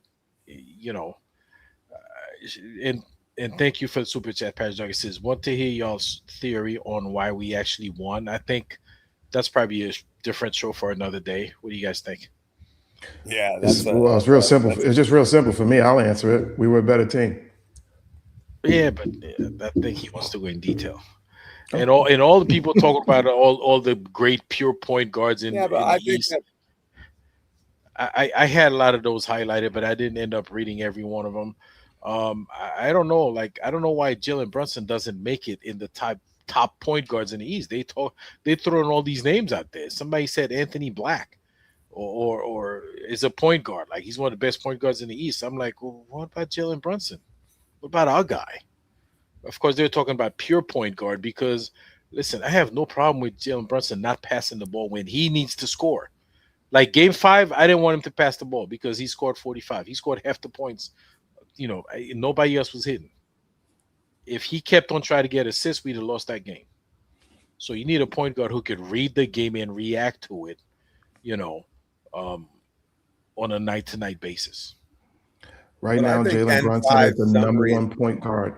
I believe he's the number 1 point guard in the game because everybody who's gone against him, for the most part, we've packed them up and sent them home. So all of these theories and stories, that all sounds good. But my man Brunson has, like they say, all these people are better than Brunson until it's time to be better than Brunson. And they're getting packed up and sent home. Packed up and sent home. Period.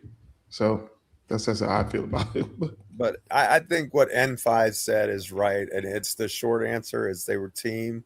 But what it is about the team is everybody was willing to sacrifice their own personal production, their own personal stats for the betterment of the team. Karl-Anthony Towns averaged 15 points per game in the playoffs. That's like a career low for him. But he also played the best defense he ever has in his life, right? OG Anunoby is another one who shot the ball less, who got less minutes.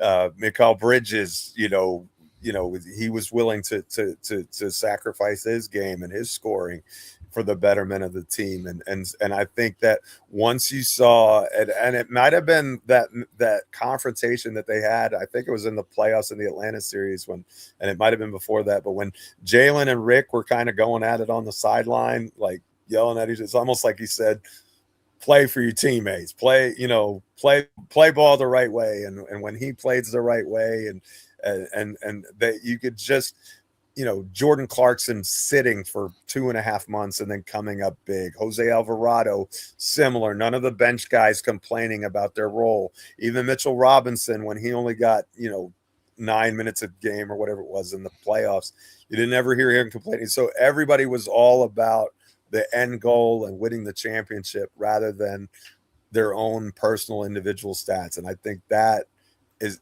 that in addition to it being an extremely talented group. I think that the talent of this group is kind of underrated. Like they have a lot of good players that are here and players who could play bigger roles elsewhere on other teams. But they were willing to put all that aside. And the only thing that mattered to them was winning. And that's what it takes. And it's something that we haven't seen here since the 70s with the team with Bradley and Reed and DeBusschere and Monroe and Fraser. That's what they were all about. And we were able to replicate that in so many ways with this group. I mean, they're different eras, different skill sets, all of those things. But even down to the type of offense that Holtzman runs versus the type of offense that Mike Brown wants to run. I think N5 would agree with me. You see a lot of similarities in the way that they move the ball and the concepts are very similar. I correct me if I'm wrong, but I think no, you're right. I'm even going to correct my own self because we weren't just a better team. We were the better organization, period. Let's look at it because collaboration, we were basically almost, for the most part, almost about the same teams in certain ways. But the organization theory changed. And when the organization theory changed, that changed everything.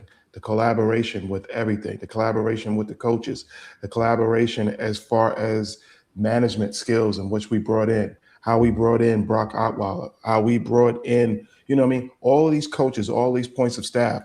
All of a sudden now we have one of the best medical staffs in the what's name here. So all of those times with Jalen Brunson all of a sudden goes to the back, all of a sudden he comes back out and it's like nothing ever happened.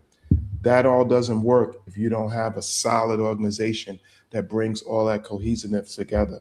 And then most of all, you still got to have that lucky bounce of the ball. And as we know, the bounce of the ball can be everything. Just look at that play with OG, the way that ball bounced and the timing, the rhythm for him to just all of a sudden make that tip in. So we were just a better organization. We shocked the world. Let's just say it in that sense. You know what I mean? Just sort of similar to how Muhammad Ali said it. You know what I mean? We shocked the world and we came out on top. So for overall, I just think we were a better organization and a great team that hit a hot streak and kept it pushing. The development of the team, the development of the organization. So following year, hopefully, a lot of times things now are a little bit more on auto. You know what I mean? Because all of a sudden, you know where certain guys are without even thinking. And all of a sudden, that ball might start looking more like a hot potato and moving faster, which causes teams to have the point to catch up. But the bottom line to his question is we were a better organization, period, from soup to nuts. Shout out to BKNY 1982. I root for Mitch to do well in Boston. So do I. And usually, no, listen, Mitch he's a good guy. That's the Celtics. I'm not going to do it. I loved Mitch when he was here. No. Let me tell you. You dead to me, bro. I agree. Jeff is rough. But no, I agree. I love Mitch, but I usually now follow he's those no guys. longer with us. I usually follow those guys after they leave. Like I watched the Timberwolves when Julius just left. I won't be watching the Celtics game, but I hope Mitch is okay. No, I respect Mitch as the man, and I want him as the man to be okay. You know what I mean? I want him to take care of his family. I want him, you know what I mean, to love his wife, love his kids, do all that what things is. But as far as his career now in Boston, yeah, no, he's dead to me. I'm sorry. It's Boston. Yeah, damn, you guys are rough, man. No, it's Boston, bro. It's Boston, bro. I can't do it. It's Boston. I can't. Yeah, I can't. Can't do it. Yeah, I can't do it. I'm surprised, Ajay. You're usually the grudge holder. You're the one who remembers Hamai Jaquez Jr. and Julius Randle and remembers every dirty screen that Bam ever set. No, but it's not, Jeff, it's not like Boston's been hurting us lately. Lately, we've been eating their food, man. Like it's like it don't matter. I don't like Boston nothing. Boston Brewers, the Boston Red Sox, New England Patriots. Even listen here, if your address is in the New England area, more than likely I don't like you. I don't know you, but I don't like you. Period. I'm sorry. UConn. I believe UConn is in what I never understood that point too, even though, you know what I mean, I grew up in the Bronx for years and would go up to Connecticut all the time. I never understood. I thought there was a line where it was considered the New England area, but not all of Connecticut. And UConn is very close as far as the Bronx. I think UConn is in New England, bro. Like UConn is. Then I gotta hate on them too. I'm sorry. I'm sorry, not sorry. He's in Tar Heel country anyway. He don't care nothing about UConn. All right. Yeah, I don't really have a college allegiance point that I, you know what I mean? Yeah. There's certain teams that I just, you know what I mean, things that I would just like when I was younger, but I don't really have on the college allegiance at all. All right. Anything else, guys? Man, shout out to the chat because I feel like there's a lot of new names. And shout out to the regular guys, the regular folk, not guys, but regular folks who come in. A-Train, Greg, East Blue Drew, who said he's old. He said he's old head. Who else? Sherwin was here at some point. Did I say Greg was here? In the house. Sincere Lee is in the house. Yeah. I mean, shout out to the new, to new. Oh yeah, Brooklyn 1982. Yep. Brooklyn 1982. Chopping it with the chosen one. I don't think I've seen chopping it here first, but before. But I think that's Jay. That's Jay. Okay. I think that's Jay. I'm not sure though. But I see the Mets thing. That's why it gives me a shout out to the Flying Grayson. I mean, there's so many new names that I'm seeing here, man. And welcome aboard. And don't forget to check us out. We usually here every Thursday. 9 p.m. But turn on your notifications that way when we, if there's a trade or we sign somebody up, sometimes we just we just fire it up and do a show out of the blue. And I don't know. On a cruise. She'll be back next week. You'll get even better content. Even better content. Held it down great. He was awesome, but the hostess with the mostest is the mostest with the queen, man. A league of her own, as they say. So. Yeah, I'm an imposter tonight. But shout out to the Queen's Men. You're one of the Queen's Men. You were filling in. You were filling in. You did an admirable job, sir. Admirable job, sir. Yeah, thank you, and turn on your notification in case if one day Geoff wakes up, he just want to rock solo. Boom, he starts to be. You get notification. He comes on. Right. Same thing with N5. Same thing with myself or Jerrell. Nothing would torpedo the channel faster than me doing a solo. Nah, Jeff, trust me. Trust me. I would log in real quick to listen to what you have to say. All right. So and thank you all for checking us out, and shout out to the replay gang and the silent listeners. Replay gang, when you post your comments on there, we do go back and interact back there too. So don't forget to check us out even after the live is off. So until next time. Right? Peace out. Peace. Sister, you one of a kind. Yes. Sister, it's time you That's shine. DopeSoul. Where you at? DopeSoul. Where you at? DopeSoul.